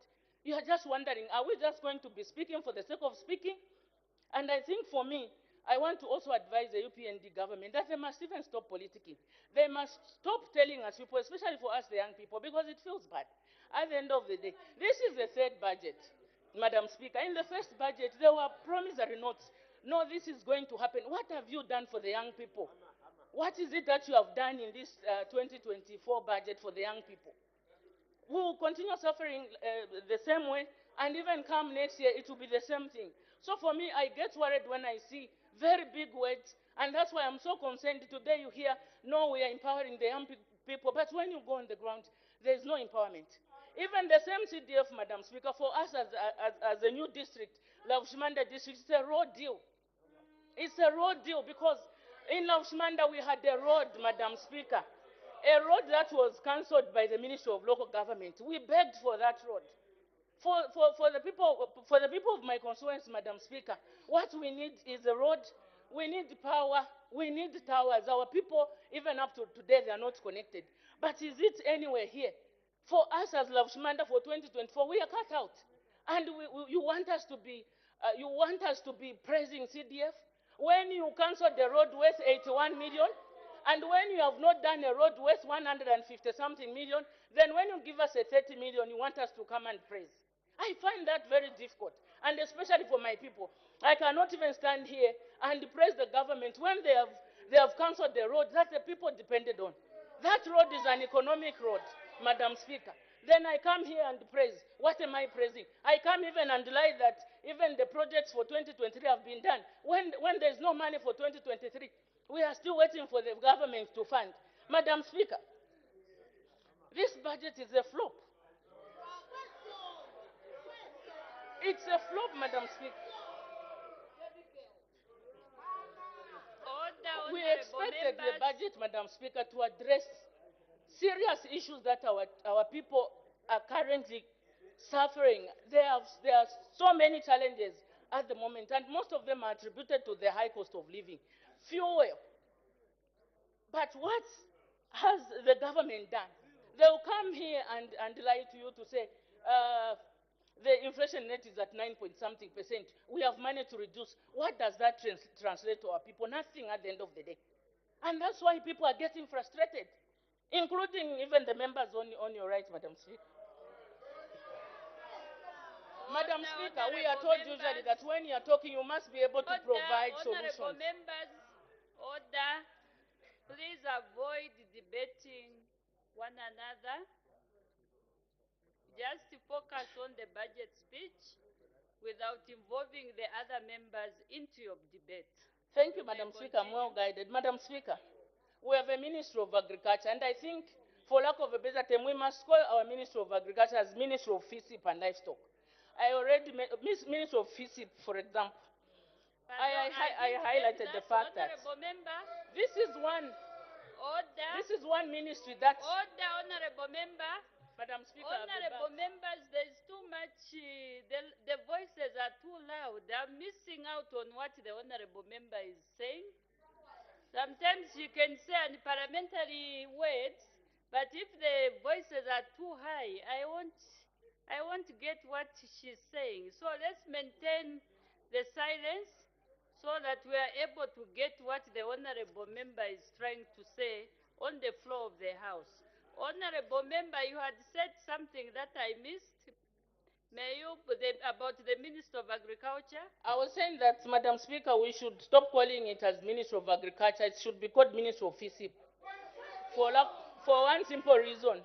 Because when you look at even the total budget, it's all about FISIP. And we are talking about unlocking economic activities in this country. The FISIP, the money will just go to the farmers, and that's it. What have we done as a country? What have we planned for? So that come 2024, at least we should be able to see some form of improvement or change. Madam Speaker, we were told that we should be providing solutions. And the solution that I want to provide to government is go back to IMF. Our people are suffering on the ground.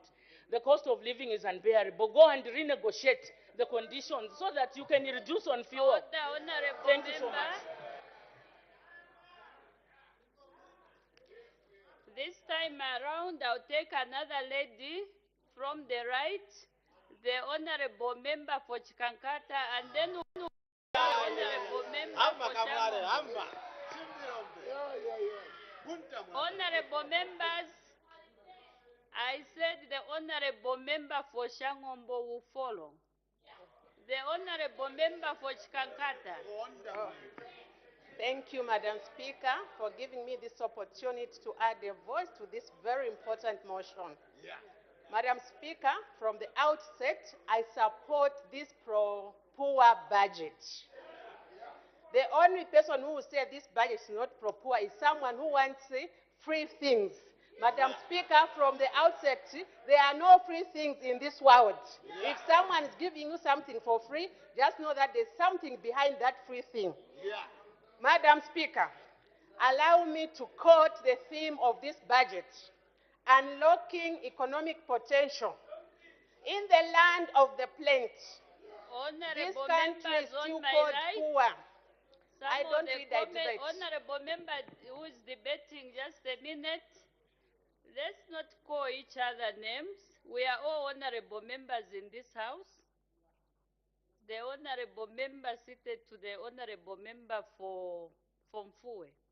Please respect all the honorable members in this House. They are all honorable members elected by the people of Zambia.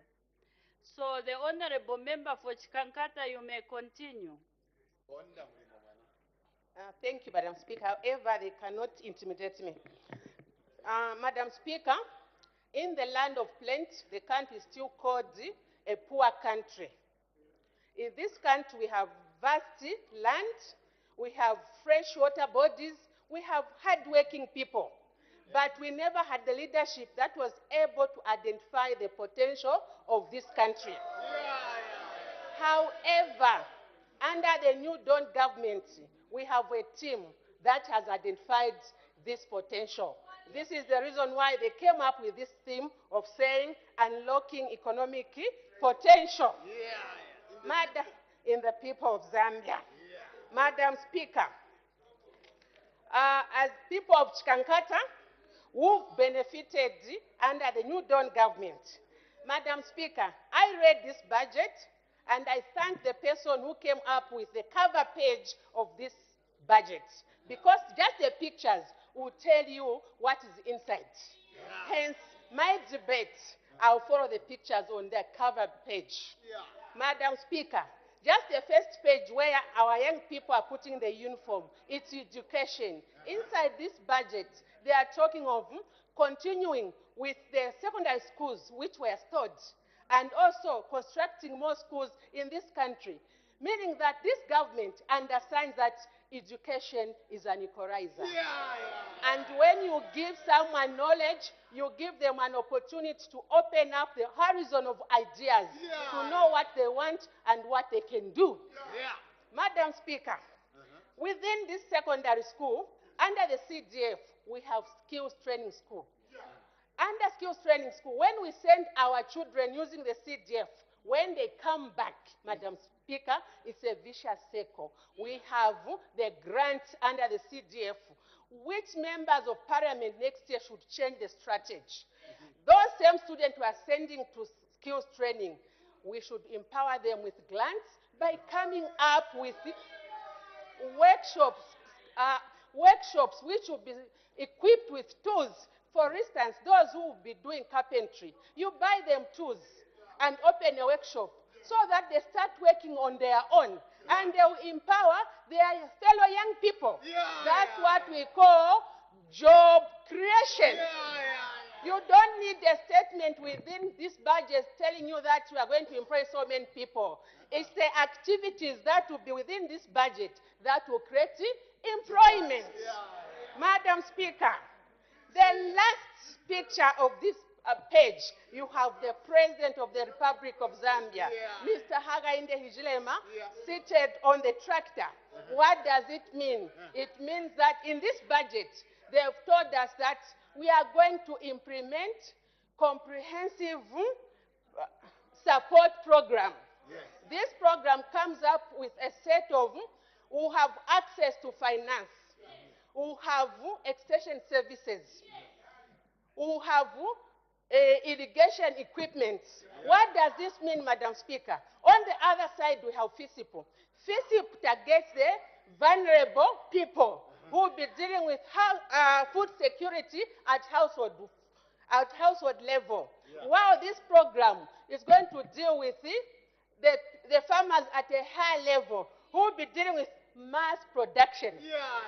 When you talk of mass production, it means that you will create employment for the people who will be working to do mass production. And the country will have enough food, which in surplus you'll be able to export and have forex, which will come to this country. That's what we call... Honorable members, order. The voices are too loud. Can we give a chance to debate in any conducive environment? The voices are too loud. The honorable member for Mwandi, please, you may go back to your seat.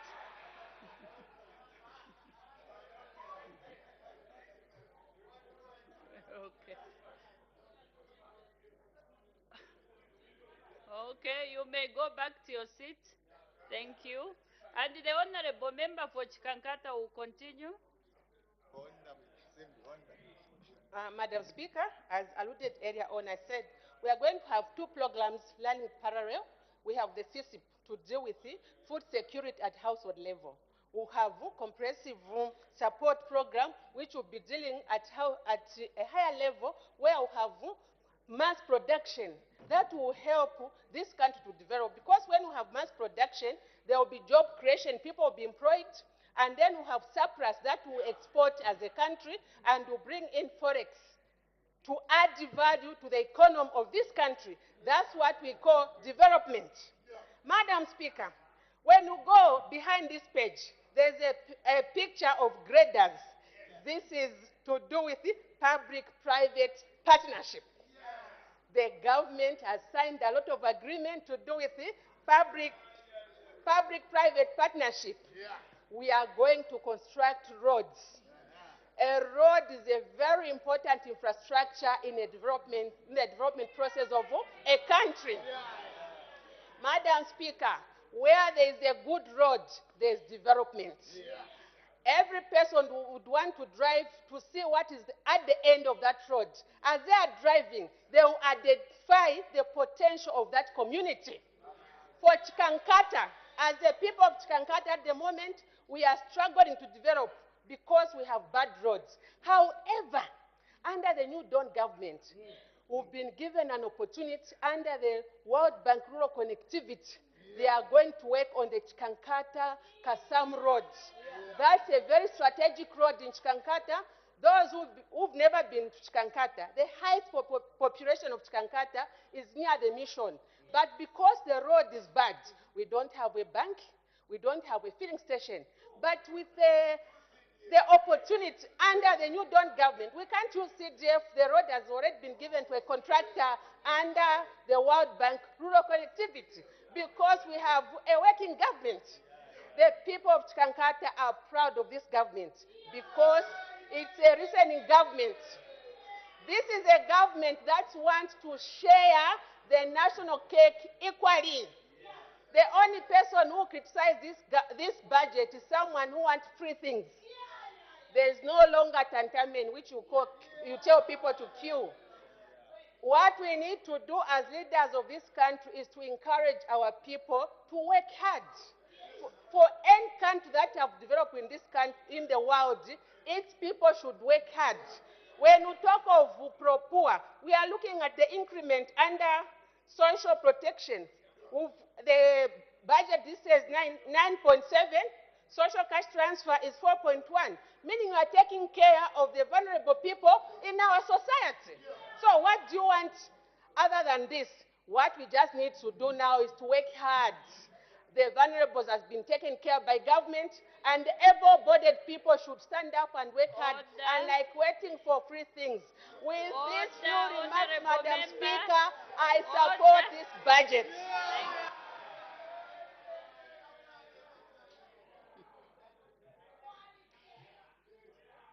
The Honorable Member for Chasefu. Then this side. The Honorable Member for Chawama.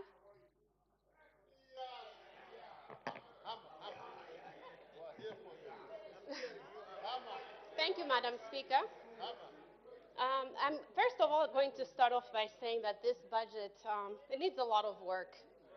There's a lot left to be desired. I'm going to focus on the increased CDF. Order, honorable members. Order, honorable members.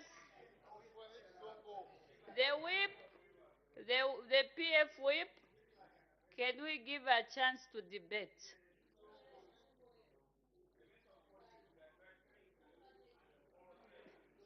Order, honorable members, so long the people from Chawama are able to get her, the honorable member for Chawama. Thank you, Madam Speaker, for your protection. Like I was saying, this budget needs a lot of work. I'm going to focus on a few points. I'll start with the increased CDF. The increase from 28.3 million to 30.6 is much appreciated. However, if we look at the value for money, last year, around this time, $1 was equal to 19 kwacha. So if you divide 28.3 divided by 19, is 1.5 million. So this year, we have 30.6. We divide that by 21.39. We're only getting $1.4 million. So if we add up the numbers, we have less value for money this time around. Shouting, order, honorable member. There's an honorable member shouting Rishori. No, it was louder from your side, honorable member. And I'm talking to you, honorable member for Bahati.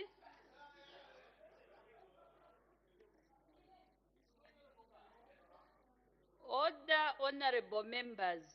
Can we please have order?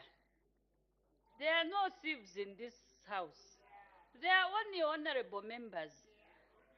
Let's not spoil our name. When we hear the public now calling us thieves, don't blame them because you are busy shouting, thieves, thieves. There are no thieves in this house. Can you give room to the honorable member for Chawama to debate? Her people are listening. Give her a chance. The honorable member for Chawama, you may continue. Thank you, Madam Speaker. So if we look at the prices of commodities, the prices of commodities are much more expensive than they were last year. Milli meal alone, the people of Chawama now, 3 households have to put the money together to buy 1 bag of milli meal. So if we look at the prices of commodities one more time, even with the projects themselves, we're getting less value for money. Madam Speaker, the other point that I wanted to bring out was that there's so much focus on the increased CDF, which is great. Once again, I would like to mention, if line ministries were able to be allocated the funds that they're used to getting, whatever projects we bring and follow up in this house, we're referred back to CDF. And should I mention, this CDF is about 5% of the entire budget. So the 95% that is left, where is the money going? Why don't we fund the ministries so that they're able to focus on capital projects? I'll look at the issues of the drainage system in Chawama. We need to work on the drainage system. It's costing well over 12 million kwacha at the moment. But if we look at the allocation for the 2023, we've only been given less than 6 million. That 6 million kwacha we can't work with to be able to build those drainages that the people so desperately need. This is a flood-prone area. So we're receiving even way less than the 6 million because already government has told us how to spend this money. We were told to buy desks, which once again, we appreciate so very much. But then there's the skills training. There's also the empowerment grants and loans. Some of that 6 million has gone to those areas. So it's leaving us with very little money. At the same time, that's all that we talk about is CDF. So we need to be honest, and we really need to help the minister. And in all honesty, the ministries have not been funded the way that they need to be funded. Look at the Ministry of Health. There's a crisis in that ministry.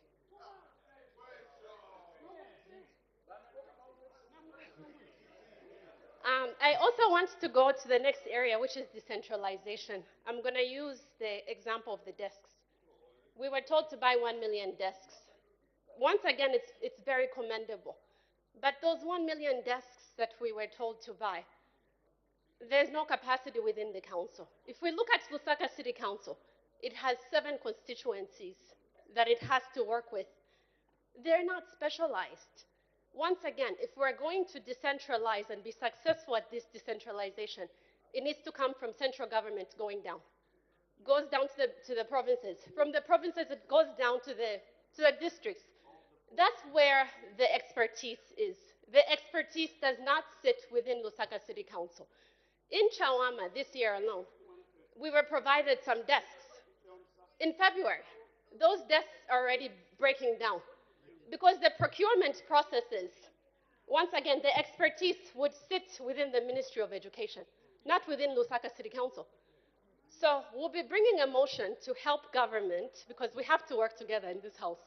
What we need to do is make sure that we're successful together. We're one branch of government. Whether we're coming from the left, we're coming from the right. What must happen is that most of these responsibilities, for instance, the procurement of the desks, it should sit within the constituency's budget, but it has to go back to the Ministry of Education. Only then can we be successful. Council employees, they already have their work cut out for them. They were employed specifically for the assignments within the council, not to come to the CDF and start working in CDF. They can't monitor projects. We need people who can monitor projects.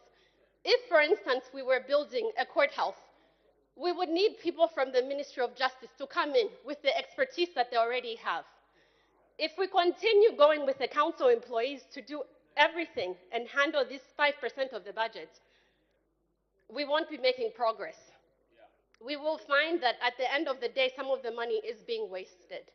Madam Speaker, with those few remarks, I submit.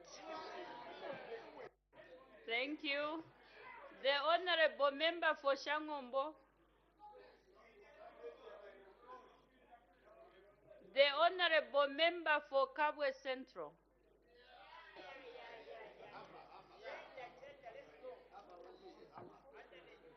Thank you so much, Madam Speaker, for giving Kabwe Central to debate the budget. Madam Speaker, before I go into my debate, allow me to rebut from the Honorable Member from Fue, who was saying the economic growth had been paid on 2.7 for 2024. May I correct her to say the 2.7, it's a projection for 2023, and it was a comparison to 2022. So for 2020, there's no figure that is talking about the economic growth for 2024. I thought I should correct that. Thank you so much, Madam Speaker. At the onset, allow me to say that I support the budget 100%. Madam Speaker, this budget is talking about increasing the allocation for the councils, where the emoluments for our councillors are also are. And this House approved that the emoluments for the councillors should be improved. Now I'm surprised to hear that people are saying this budget is not good, it's rubbish. Does it mean that we do not support the increment of the emoluments for the councillors? It's a question that the councillors should ask there. Madam Speaker, the increment of the CDF, this is a testimony that this country and this government wants to make sure that money really goes to our people, and the government has got a heart for our people. Just in the Kabwe Central constituency, last week we were giving about 5.3 million kwacha. You can imagine our people in the constituency. And with this increment, it means that now next year we are going higher, maybe 7 million. It will be empowerment for our people. Order, honorable members, order. Let's not debate while seated, and let's not disturb the member who is on the floor. Give her a chance. We want to hear her debate. The honorable member for Kabwe Central, you may continue. Yeah, Madam Speaker, before I distract, I was saying that meaning next year we'll see an increment in our empowerment of our people. I heard from the area debate from our colleagues on the left where they're saying that this budget is not supporting the SMEs. Are these people we are giving the grants not SMEs? These are SMEs. Even under Ministry of SMEs and Development, there's money allocated for SMEs. Under Agriculture Fishery Program, those are SMEs. So this budget is pro-poor indeed, as my colleague said, because it's supporting our people in our constituencies at the grassroots level. So this budget, we support it very much. And I also heard our colleagues lamenting that, no, they are not receiving the CDF for 2022. For 2023, Madam Speaker, in our guidelines for CDF, it is written 4.12 that you will need to make your subsequent releases. You need to do your returns so that you are able to be given money. In Kabwe Central constituency, Madam Speaker, we exhausted all the monies because we have got running projects. We know that CDF is working. And we requested last week and we were given an extra 5 million. So anyone is free to finish your money and you'll be given the money. And we were told use this money immediately. Before the end of the year again, we'll give, once you give us the return how we have used the money. So the money is there, but it's up to us that we should use the money. And in any case, why do you want to have money in our accounts that you do not use? Don't you know that this money is needed to buy medicines? Don't you know that this same money is used, you wanted for your roads that you are crying for? You cannot claim for money that you are not using. You just heap in your accounts. This money is needed somewhere else. But once you use the money will be able to be released unto you. Madam Speaker, agriculture. Kabwe is an agriculture town, and we are happy to know that this budget has also come up with the sustainable way of improving agriculture by making sure there is also agriculture transformation support program, as my colleagues have said. This program is going to cater for those that are not going to benefit from FISIP. There's no need for us as leaders to encourage our people to be sharing the pack that they receive. There is a package for everyone. And why are you saying that? Why are you insinuating that it's going to be difficult? The conditions are going to be difficult. Before even you see them, you are discouraging our people, and you are the people who are encouraging hunger in our country because you are giving the information that is wrong. You are putting poison in the heads of our people. Encourage them because the package is coming. We want to make sure that we increase the production. Order, honorable member. I think the use of the word poison. Some people might interpret it wrongly. Can you use another word, honorable member? Because if you say you are giving people poison, it means something else for other people. Thank you, Madam Speaker. You are inculcating a negative perception for something that is meant for the good. Thank you so much. Madam Speaker, I want to talk about industrialization. Our government have said they want to unlock the economy. What does this mean? And I've heard some people saying that you're encouraging investors. We need investment in this country, foreign investment. Because when these foreigners come, they are bringing foreign exchange. If we have a lot of money in forex that is coming, that means our culture is going to even to gain strength.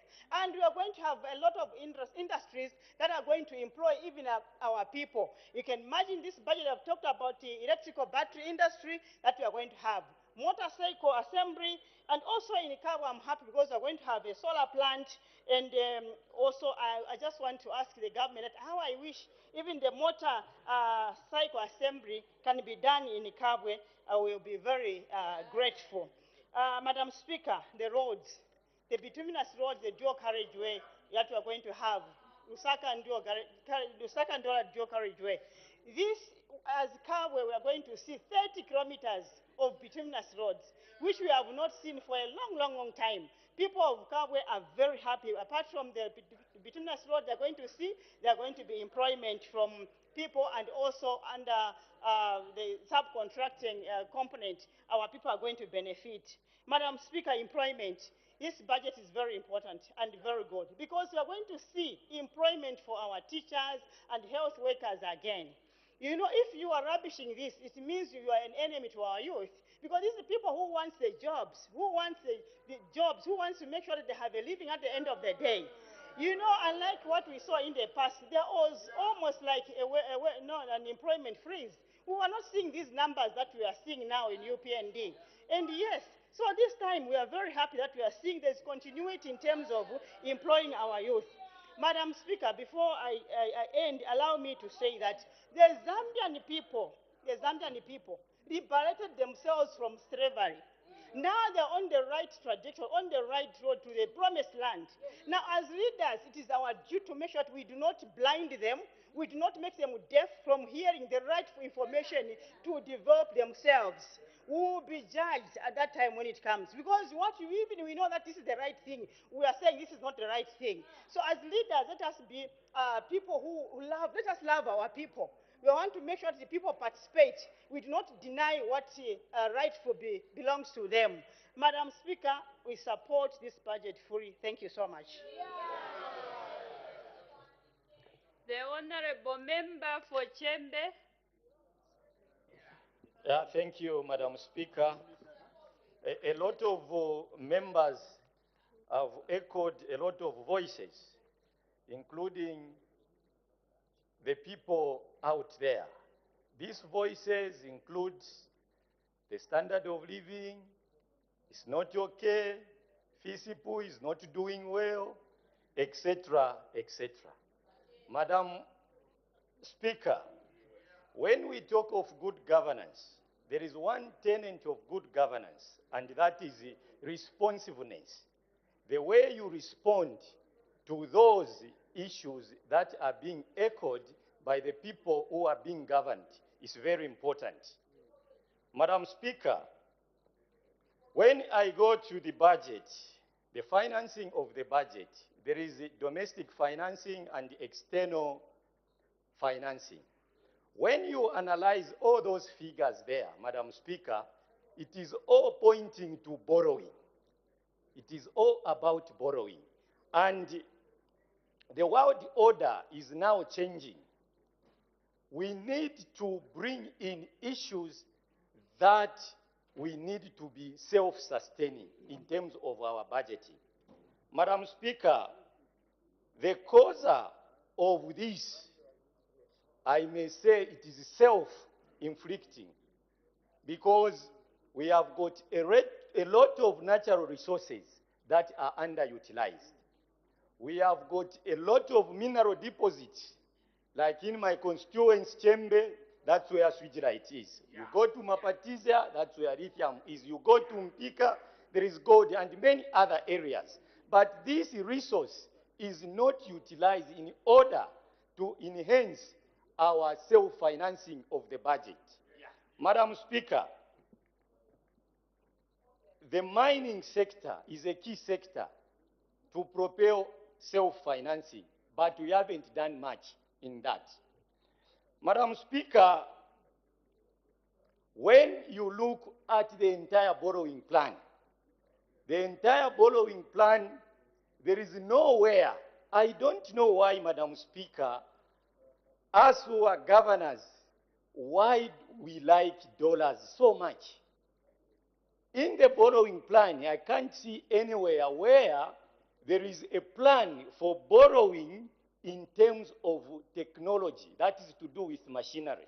For example, the mining sector like Muombe, which is in my constituency, why not putting up a borrowing plan that is to do with machinery? We get machinery, we borrow machinery, that machinery, start a mine. That mine, one, it will bring job creation, tax base will increase, and that will trickle to poverty reduction. And at the same time, the same mine, it is able to pay back those debts. I don't know why we like dollars so much. That's why in certain jurisdictions, they are saying, let us remove this dollar issue. Madam Speaker, when I go to CDF, CDF needs to be recasted. What do I mean? There is no way that everything, we need to recast it to say this sector, if it is education, health, water and sanitation, to say these are the sectors that are going to be financed by CDF. Unlike the way it is, even when Chama North has complained to say human-animal conflict, you say CDF. When this complains, you say CDF. Can we recast the CDF accordingly? Madam Speaker, I don't want to waste a lot of time.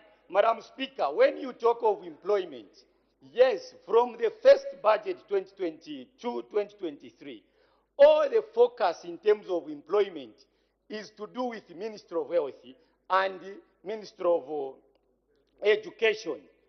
How about in Chembe, where I have got a lot of young ones who have done studies in agriculture? Where are they going to go? And the time is running, they are aging, and there is a limit to age limit in terms of employment in the civil service.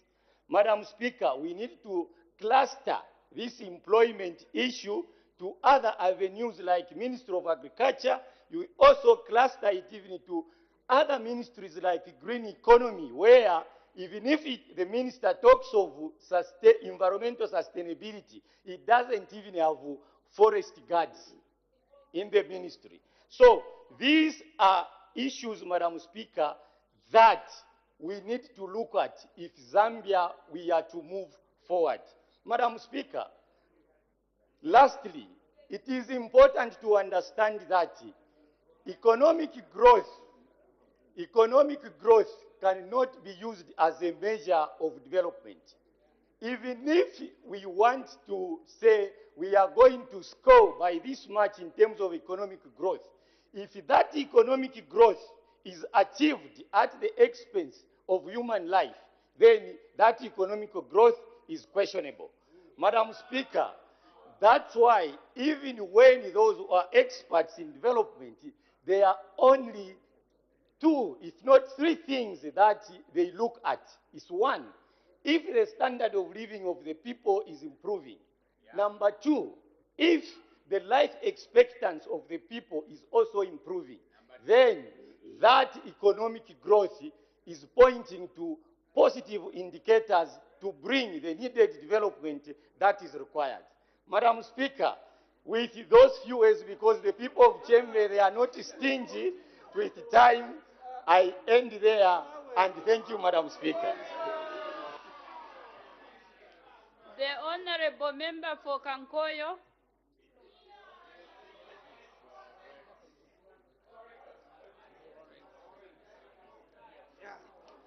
Correct.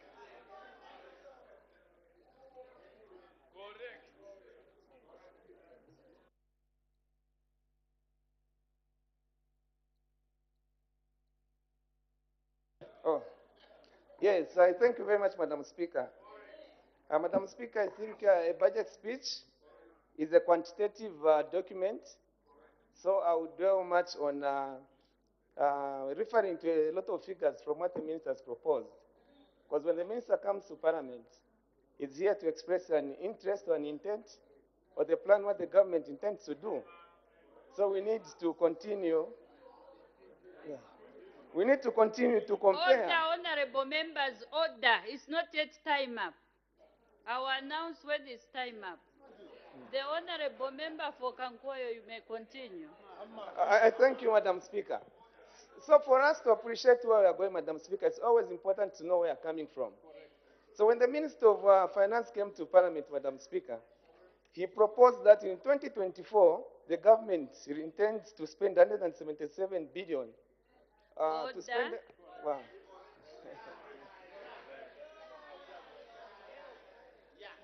As the time is 1840 hours, I interrupt the proceedings and debate stands adjourned.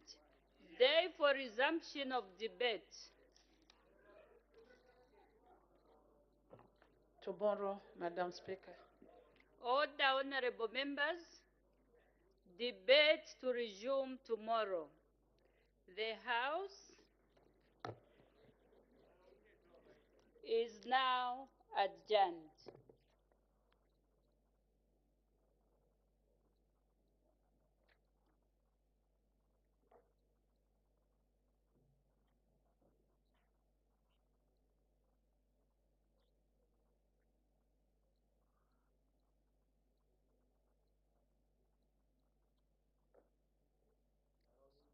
Evening, there you have it. Business has since come to an end, ending with the debate on the supply motion, and on the floor of the House we did have Kankoyo Member of Parliament, Mr. Mabeta, who was also adding his voice to the supply motion.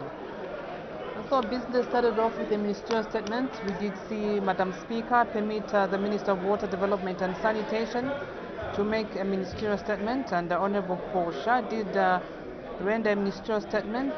He did update the House and the nation at large on the progress made at the Ilonda water treatment plant and the repair works on the water transmission line.